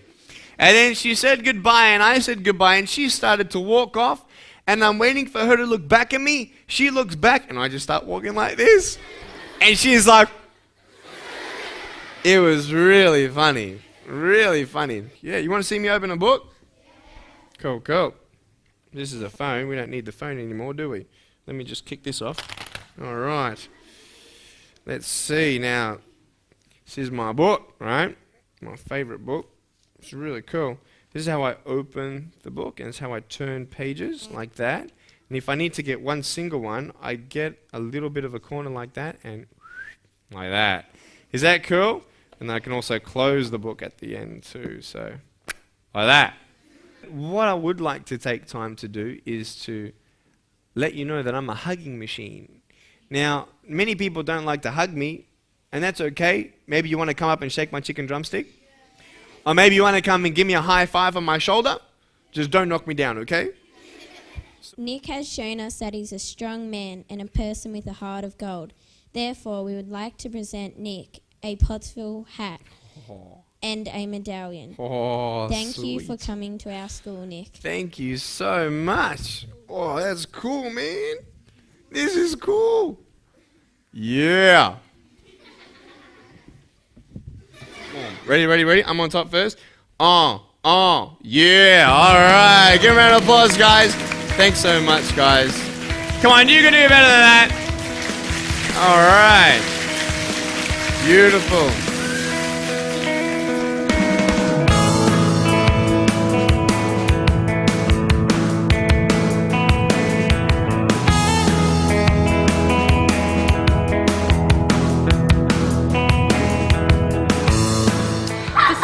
Boys and girls today, it was probably the first time, or the first time for a long time, when they've had an adult tell them that they love them, and the first time for some of them when they've told someone that they've loved them. So that is very special, and that's very, very empowering.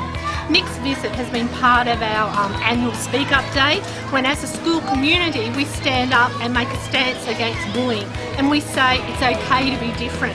What Nick has done for us, he's actually celebrated being different. He's celebrated being special, and that's just been wonderful. And I really think that Nick should be a mandatory part of every school curriculum. And if any families, people out there, boys and girls in schools, can get to hear and see Nick, grab it with both arms.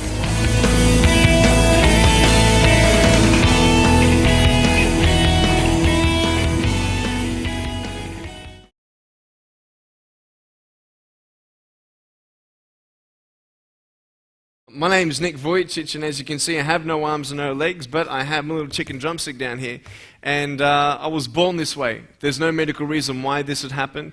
And there are many times in life where things happen and you don't understand and it's out of your control. And I talk about choices in life. I talk to the kids about, what are you going to believe? Are you going to believe that, it's okay to give up, or are you going to get up? And just knowing that we all do have problems. We all, get teased at school. You don't have to have no limbs to get teased at school. You can have a crooked nose. You know how it is. At school, everybody teases everybody. And it's so hard, I guess, as parents. I'm not a parent. I'm not married. I do not have kids. But I know many parents that have a struggle trying to convince their kids not to worry about what other people think of them.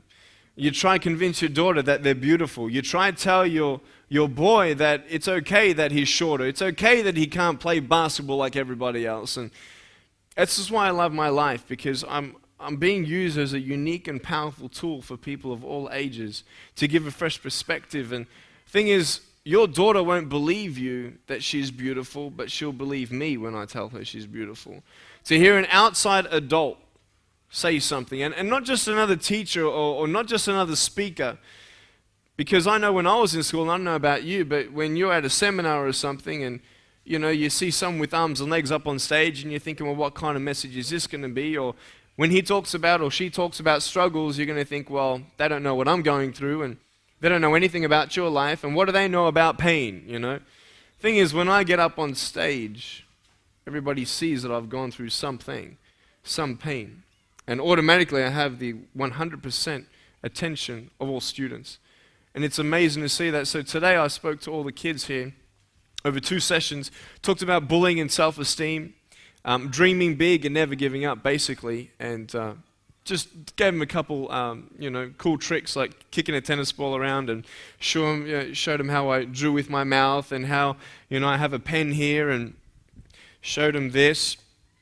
This is how I actually write with my foot down here, and I can actually write and draw and all that. I've actually learned how to do typing on a normal computer, 43 words a minute. I've done a double degree in accounting and financial planning. I'm a real estate investor. I'm a stock market investor. I'm a motivational speaker, preacher, and evangelist. I've spoken to 1.7 million people face to face across 12 nations in the last 4.5 years. It's been amazing, and I love my life. And, one of the things I talk to students is, can you be thankful? Can you be thankful? I had to have a choice of either be angry at the fact that I had no arms and no legs, or be thankful that I had my chicken drumstick.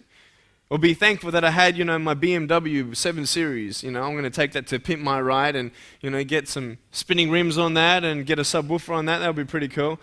But, we have a choice to be thankful, either to, give up or keep on going and do the best with what you got. I also told the students that it's not about being good at everything, but, basically doing your best. Just because you fail at something, it doesn't mean that you're a failure.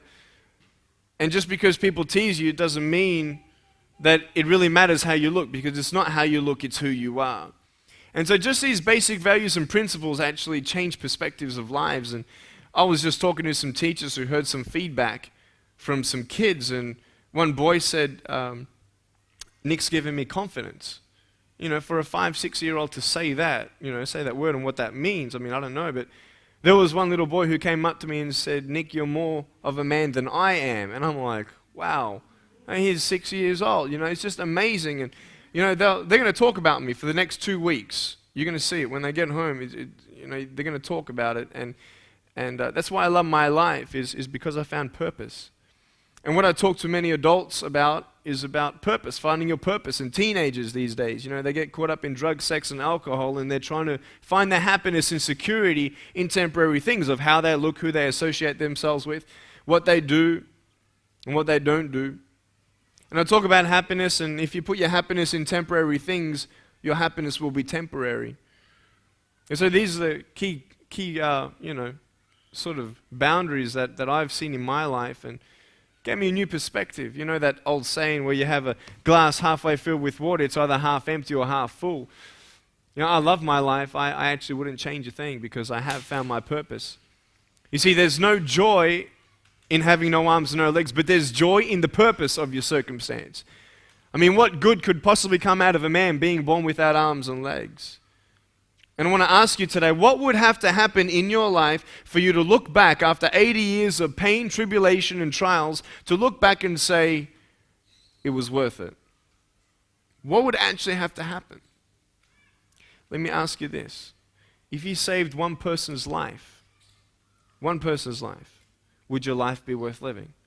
Yes, of course. Why? Because that one life might be your child. That life might be, quote, you, if it's somebody else. And what I want you to know is to never underestimate the power of your influence on your children. Do not ever underestimate the power of your influence on your children. Because yes, they're going to go through different scenarios and different seasons in life where they won't listen to you, and they'll rebel against you, and they'll get angry at you, and they'll shout at you. And you're going to try and see that the boundaries sort of shift as they grow up. And I see in my life how my parents have treated me and what influence they were on me. I tell you, there are some things that happen at my school that my parents never knew about. People telling me, that I'm not good enough. And, I used to cry at times and tell them, what names people would call me. But I tell you, there were things that my parents didn't know about. And kids are not always good at hiding things, but as they get older, they'll be able to hide things better from you and close the door and put a do not disturb sign. How was school? Fine. What'd you learn? Nothing. How was school? Boring. What'd you do? Nothing. What'd you learn? Nothing. What's new? Nothing. Can I play computer? That sort of thing. And you sort of start to doubt your influence upon your kids, but I want you to know that you are the largest influence on your children's life. Period. The second adult influence that they have are their teachers. That's why I talk to a lot of teachers about how important their purpose is. Because there are many parents who are too busy. We're all busy. How you doing? Busy. What's been going on? I don't know, but I've been busy. We're all busy doing something, getting up, going to work, making money. Why? Because you need to provide finances and food on the table. It's how it is. It's how this life is. Yet caught up in the routine, you forget about what's important. You sort of feel like you're caught in between a hard place and a rock, and it's difficult to actually sit down with your kids and have time with them. And I used to kiss them at night, and tuck them into bed or read them a story or something like that.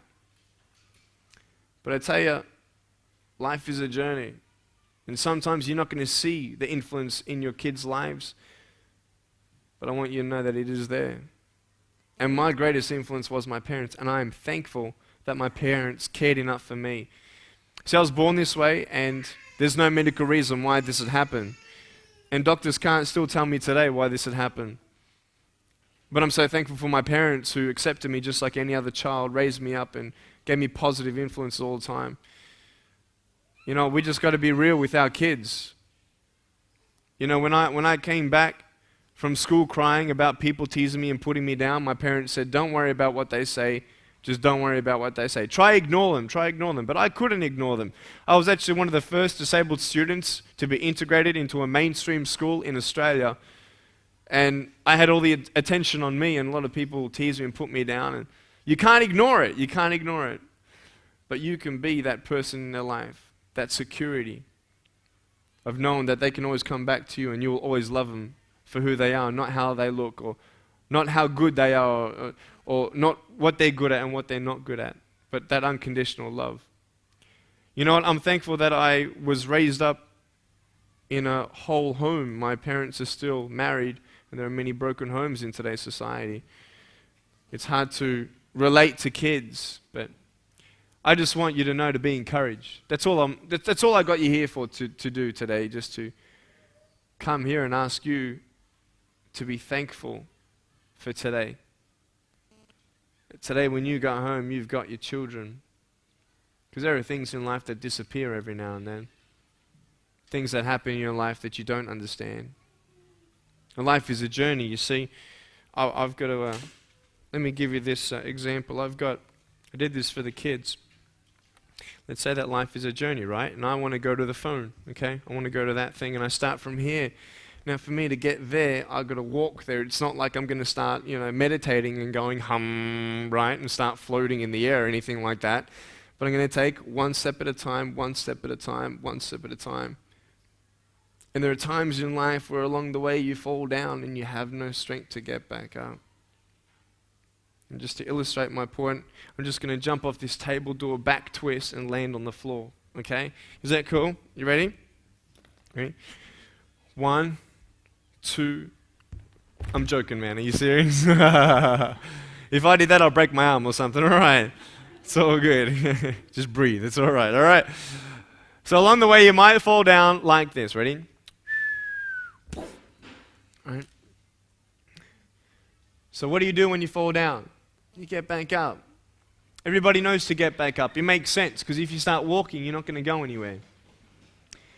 But there are times in life where you fall down and you feel like you don't have the strength to get back up. Sometimes you just don't know what to say to your kids anymore. Sometimes you don't know what to tell yourself anymore.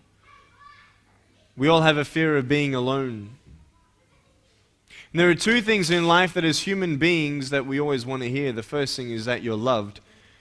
And the second thing is that everything's going to be okay. And I was told those two things by my parents all the time. And I'm thankful for that. But I had a hard time believing their words when they said everything's going to be okay, because they don't know what I'm going through. They don't know my pain. They don't know how it feels to be in my shoes, metaphorically speaking. But this is the thing. Is that if they didn't tell me that everything's going to be okay, then who would? If they didn't tell me that I was special the way that I was, then who would? If they didn't tell me that there was hope, then who would? It is so important to be that support for your children, because sometimes all that they have is you. And whether they believe you or not, keep on telling them that they're beautiful. Keep on telling them that everything's going to be all right. They want to believe you. It's hard to believe you, but they will.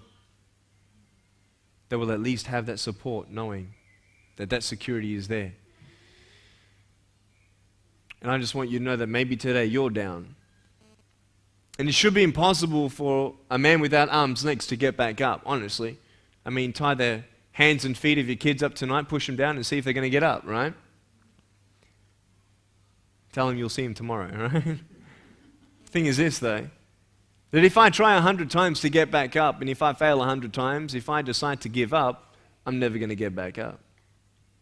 And this is one of the things that I told your kids. I told them, when you fail, try again. When you fall down, get back up. Don't give up, get up. There is hope for you today just because you're here today. Because you have choices today that you can make.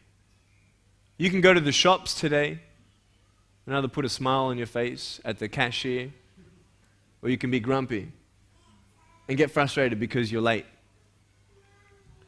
You can either get home and be stressed because of life and get all the things done that you need to get done, but you never hug your kids. You feel like your relationship with your kids get further and further away. All we can do is our best, guys. That's all we can do. Do your best.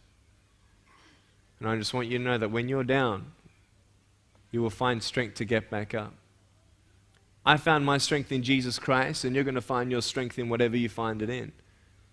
But I want you to know that this is not the end. When you fall down, it's not the end. It's not where you are, it's how strong will you finish. And you'll find the strength to get back up like this.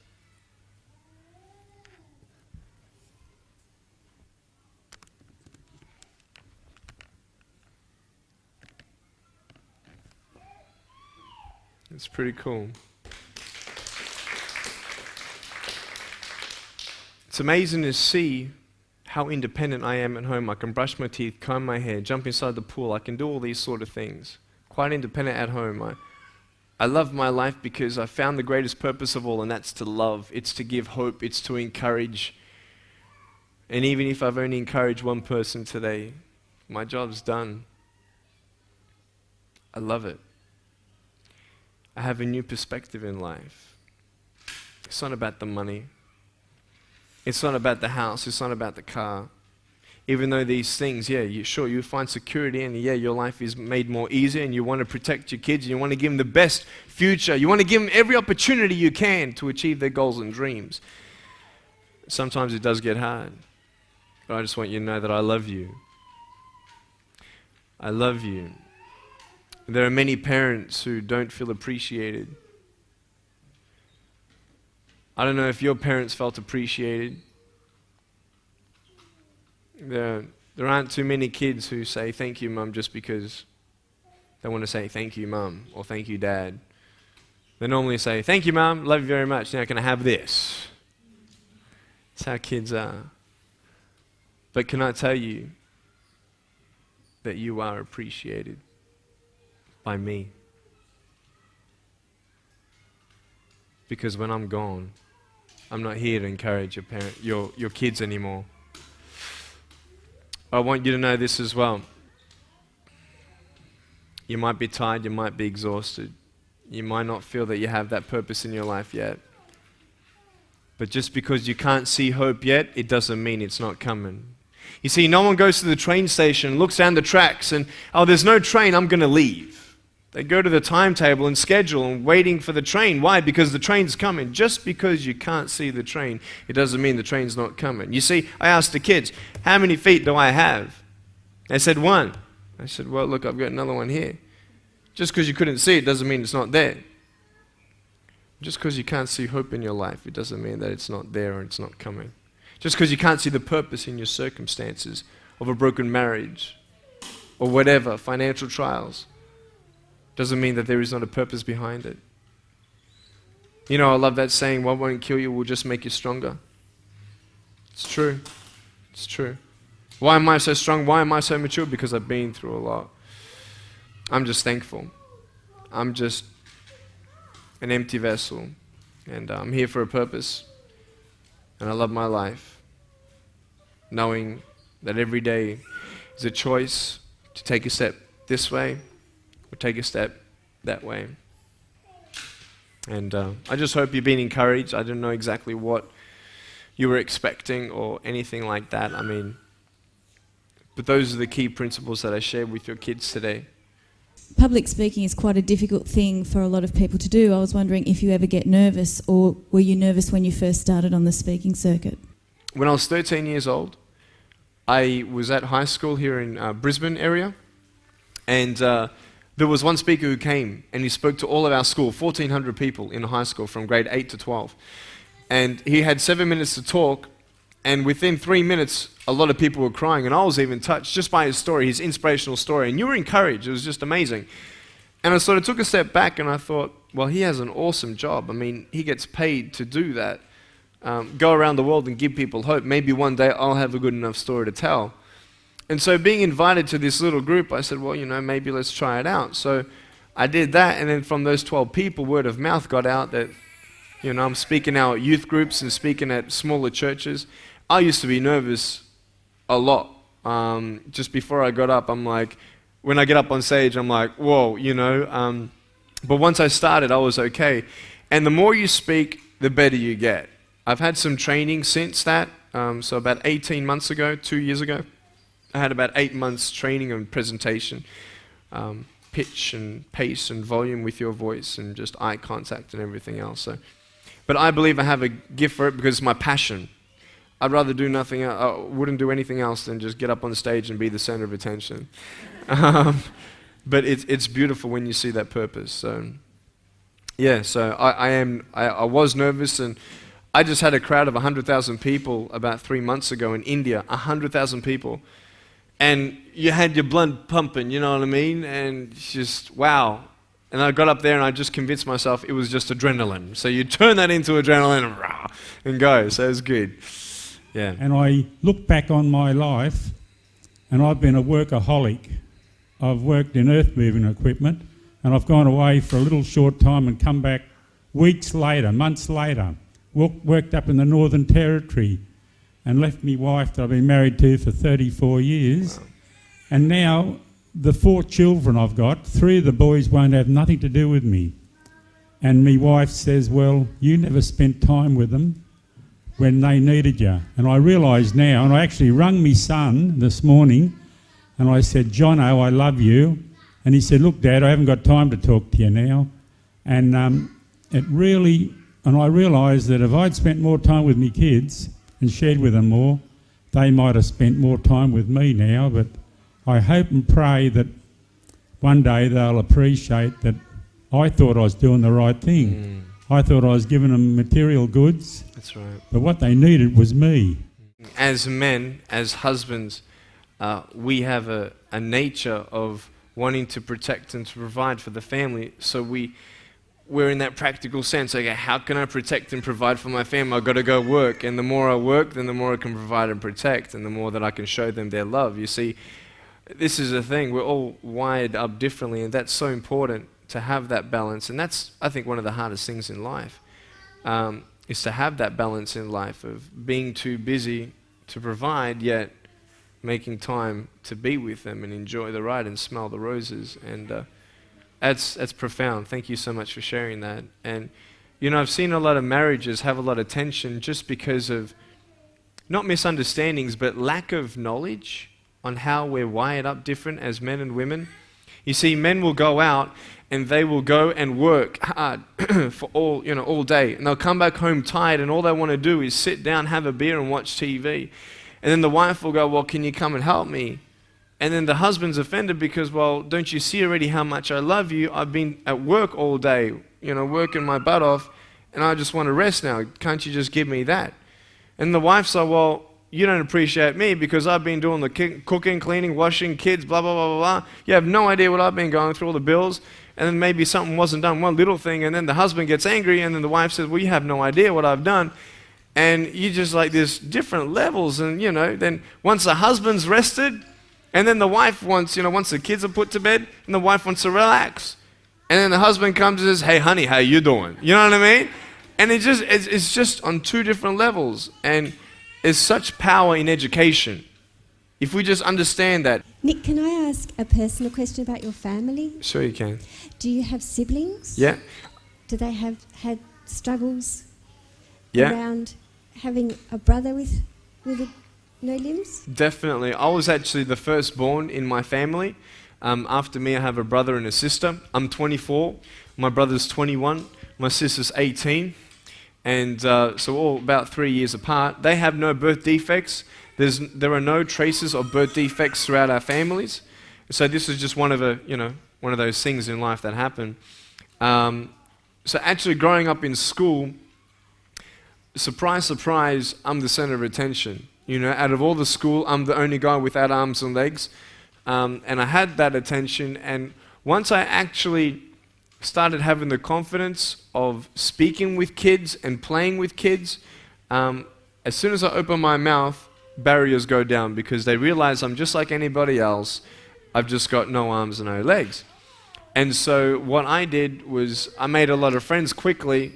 And then my brother came into school, and everybody knew that my brother was Nick's brother. Everything was referred to Nick.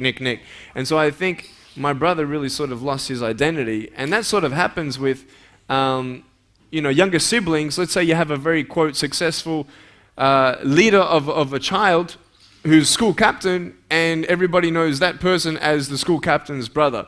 And so you're going in their shadow. And that happens naturally. And so my parents' wisdom, when I was going into high school, I was out of primary school, obviously, and then my brother and sister didn't come to my high school. So they had that wisdom in doing that.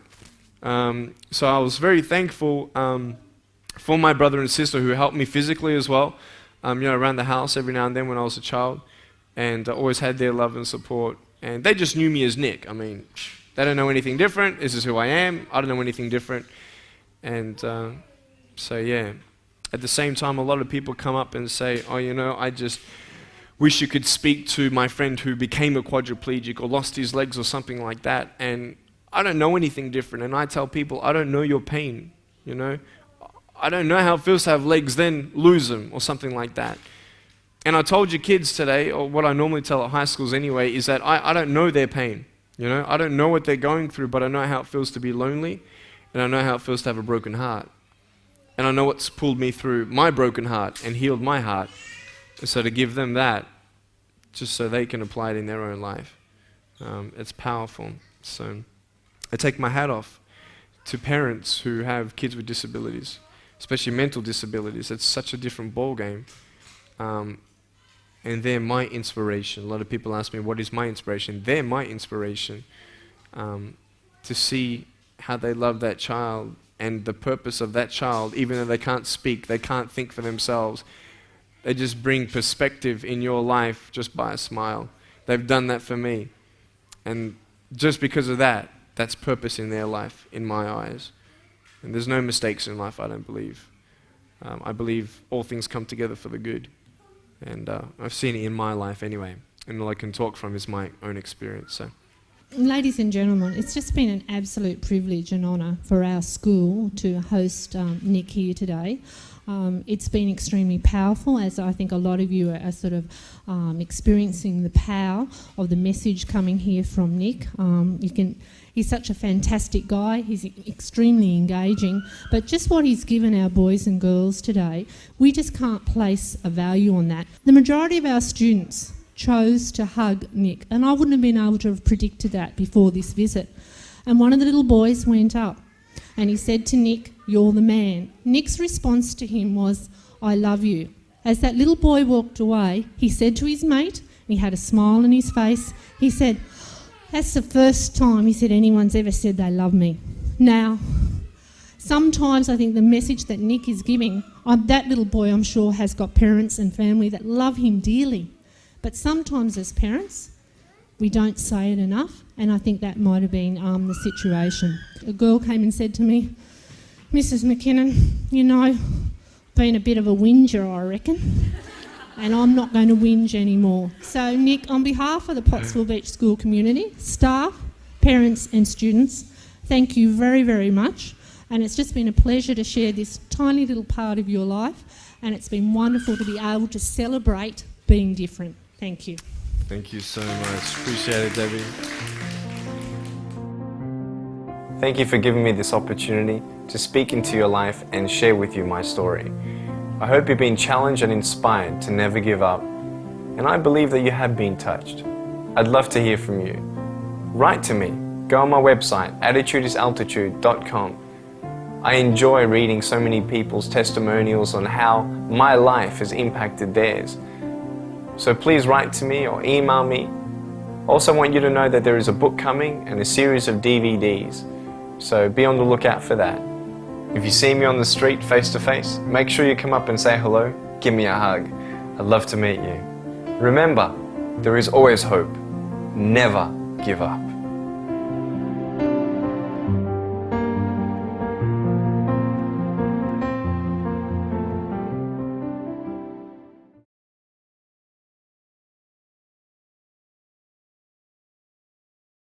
I just love life. I love life. You know, so many people come and say, "How come you smile so much?" And I'm like, well, it's a long story. The irrepressible Nik Vujchich.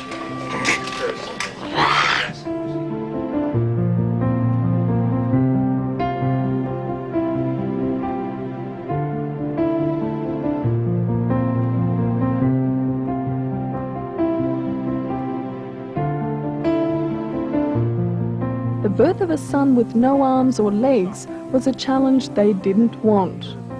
I really couldn't believe it. I just thought it was a bad dream. I thought I'd just wake up any minute and it's all over. So I wasn't sure whether I was going to take him home. And I didn't think I would be up to looking after him.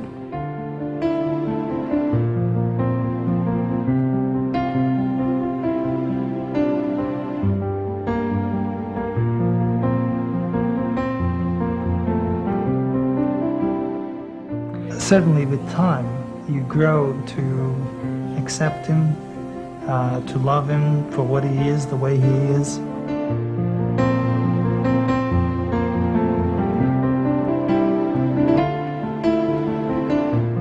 Providing Nicholas with everything he needs is a constant struggle, a battle to find or design suitable equipment, a battle to find the money to pay for it all. There wasn't really much of places or people that you can turn to help you. So everything that we did was with him was trial and error. We just had to take things one day at a time and just work through things, just me and him. Even the doctors couldn't help me much in that regard. I'm saving up my pocket money for a computer at home. He can't move as fast as he'd like, but Nicholas Wojcik is a whiz at computer games. This I realised only too well when the 7-year-old Dynamo thrashed me in the first round. Have you?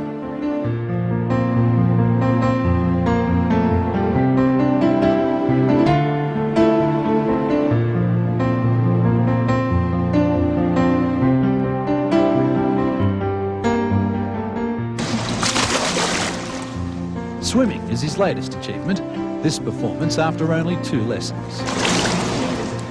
Tackling disability comes naturally for Nicholas. Disability's a word he doesn't seem to understand.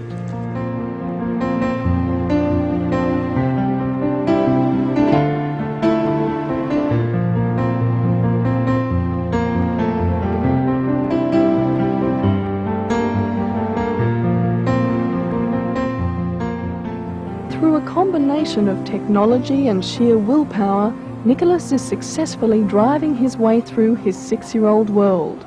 But there are some things that still defeat him.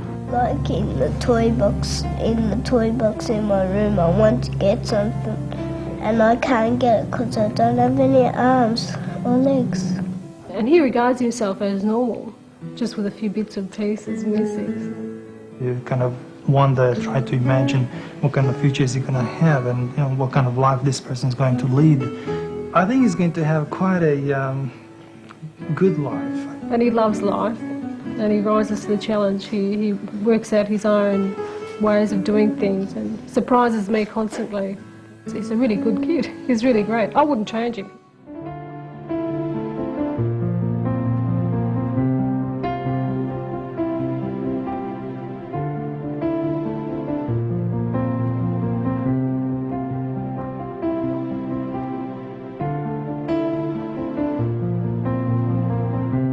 Cherie Long is Nick's fellow school captain. Together they say they can make a difference. I think we'll be great school captains and I think we'll make a better place.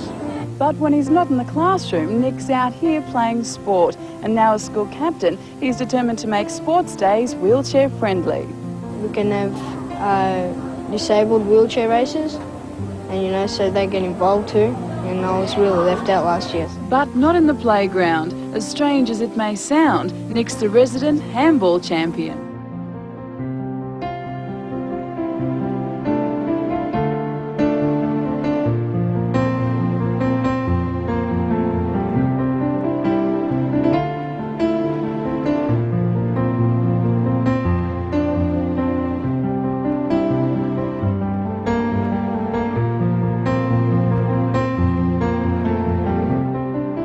And there were times where I sort of looked at my life and thinking, well, I can't do this and I can't do that.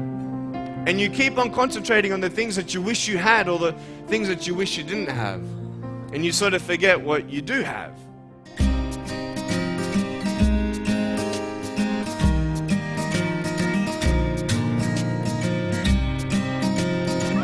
Hey, everybody, you want to count with me? Ready, say? 1,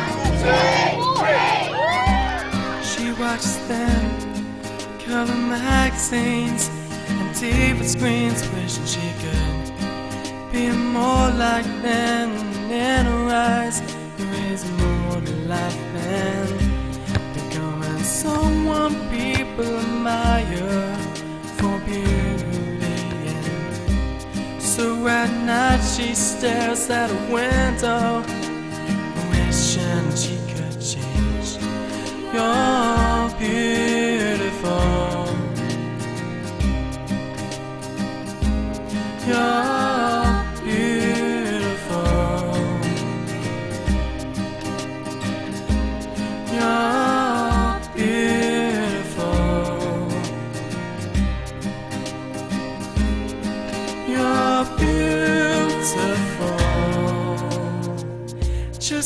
way you are.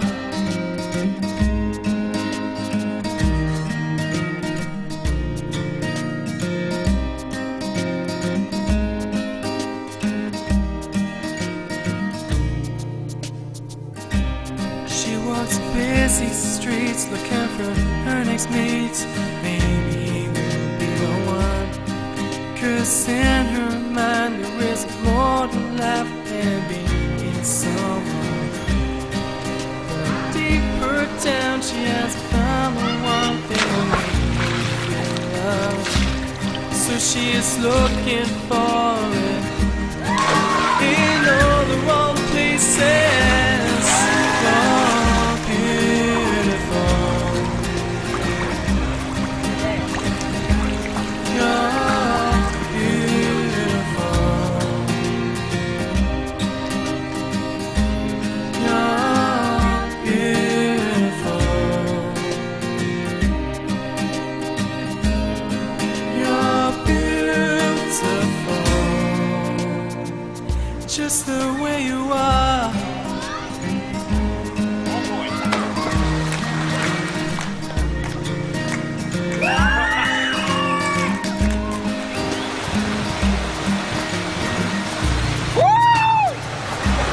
She walks busy streets looking for her next mate. Maybe he will be the one.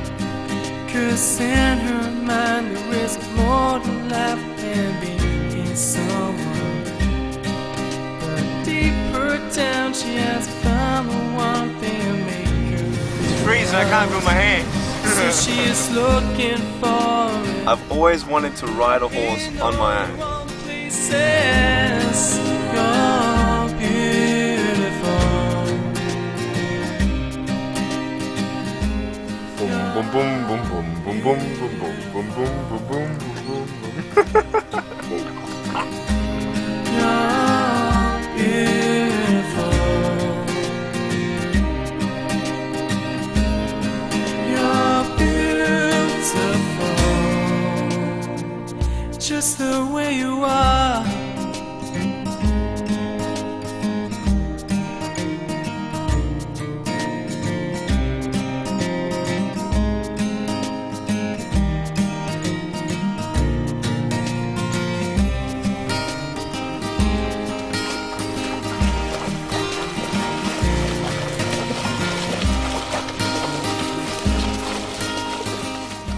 Today, man, we did it. I'm so happy. That was so much fun. It was awesome. Still hears his words surrounding her. Love you, man. I'm good. Thanks a lot, bro. Just Yeah, words, good. they faded her away. So at night she stares at a window. She could change. It's when she catches her reflection. She hopes there was another way. You're beautiful. You're beautiful. You're beautiful. Set. That's fun. Let's do it again. Just the way you are.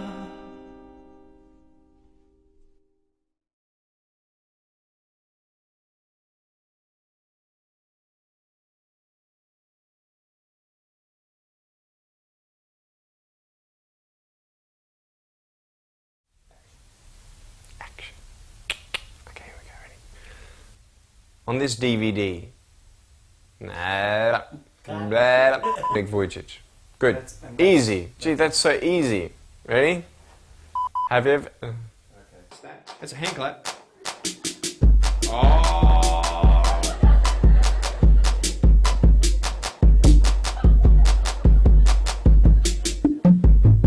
Welcome to No Arms, No Legs, No Worries. News reporter. I hope that you're gonna... Let's go from... Anyway, I'm not really... I love rock and roll, you know what I'm saying? Like, it's like... No, I'm not like that crazy thing. You know how they go, rah, yeah. They're like, probably like, ah, you know, the guitars going over like, ah. I don't know how they like that. This is stupid. Ready? Yeah. I hope you... Yeah, ready? Cool. I'll just go. I hope you will enjoy. Ready? I hope you will enjoy... I hope you enjoy watching... And be encouraged. Yeah.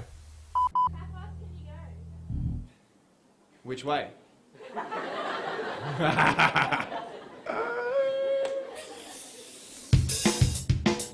about it. I mean, I can't do that.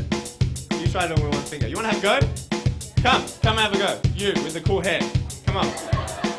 Life is difficult sometimes, full of ups and downs. There are many things that we can't change and we wish situations would be different.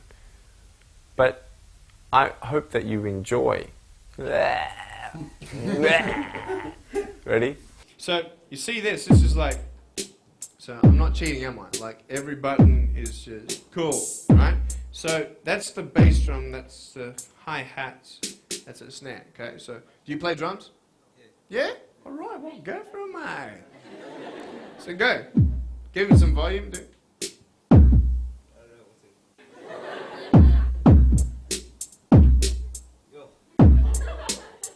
Yeah. No, yeah. I hope you watch... I hope you enjoy watching this DVD and are encouraged... Yeah! Yeah!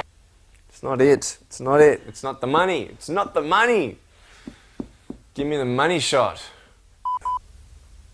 I just want you to put your right hand in front of me like this. Yeah, and that's cool, in a fist, right? And I'm gonna punch you on top, then you're gonna punch me on top, and we go, All right, ready? Ready? I'll start first. Yeah! All right! Woo! That's it. Bring it up. Up a little bit. Yeah. That's it. That's perfect. That's all right. Just hang on to it and you move your head. Yeah, is that right? Yeah. Okay.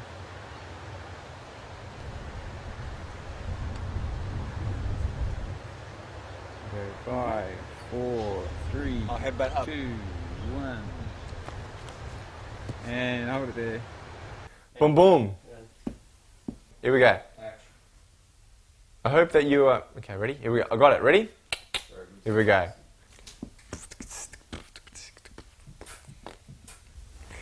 This is... Alright. That's good. Yeah? Yeah? Get there like as a takeout.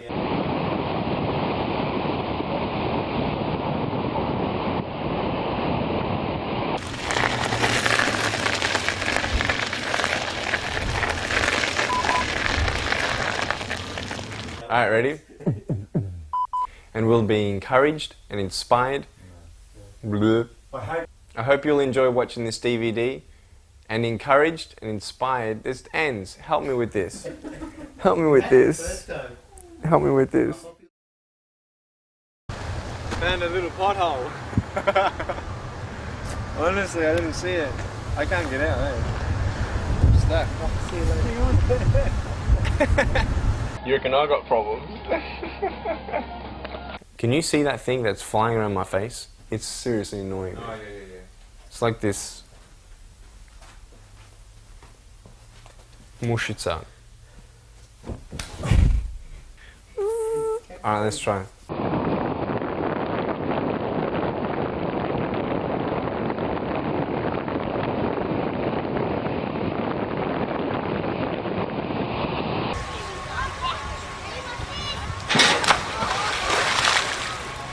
Oh man.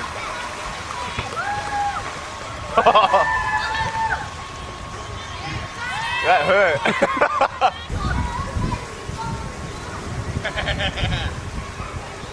That's scary. You ready? Shoot, man. I can't believe I'm doing this.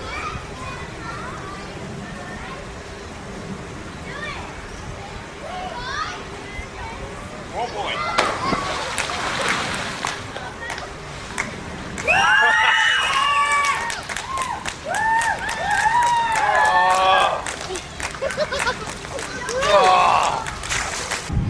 was scary, man. I didn't really want to do that, but when you got to accomplish things, you got to do it afraid. And that was fun, though. I won't do it again, though. Is that cool? Is that cool? You like that? You know? That's small. You made the small, man.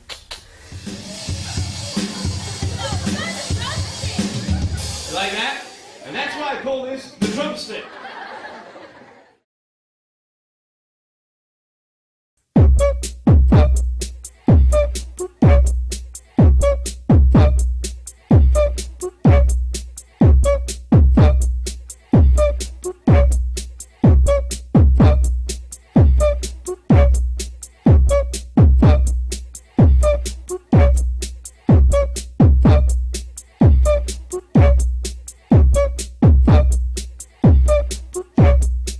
You like that?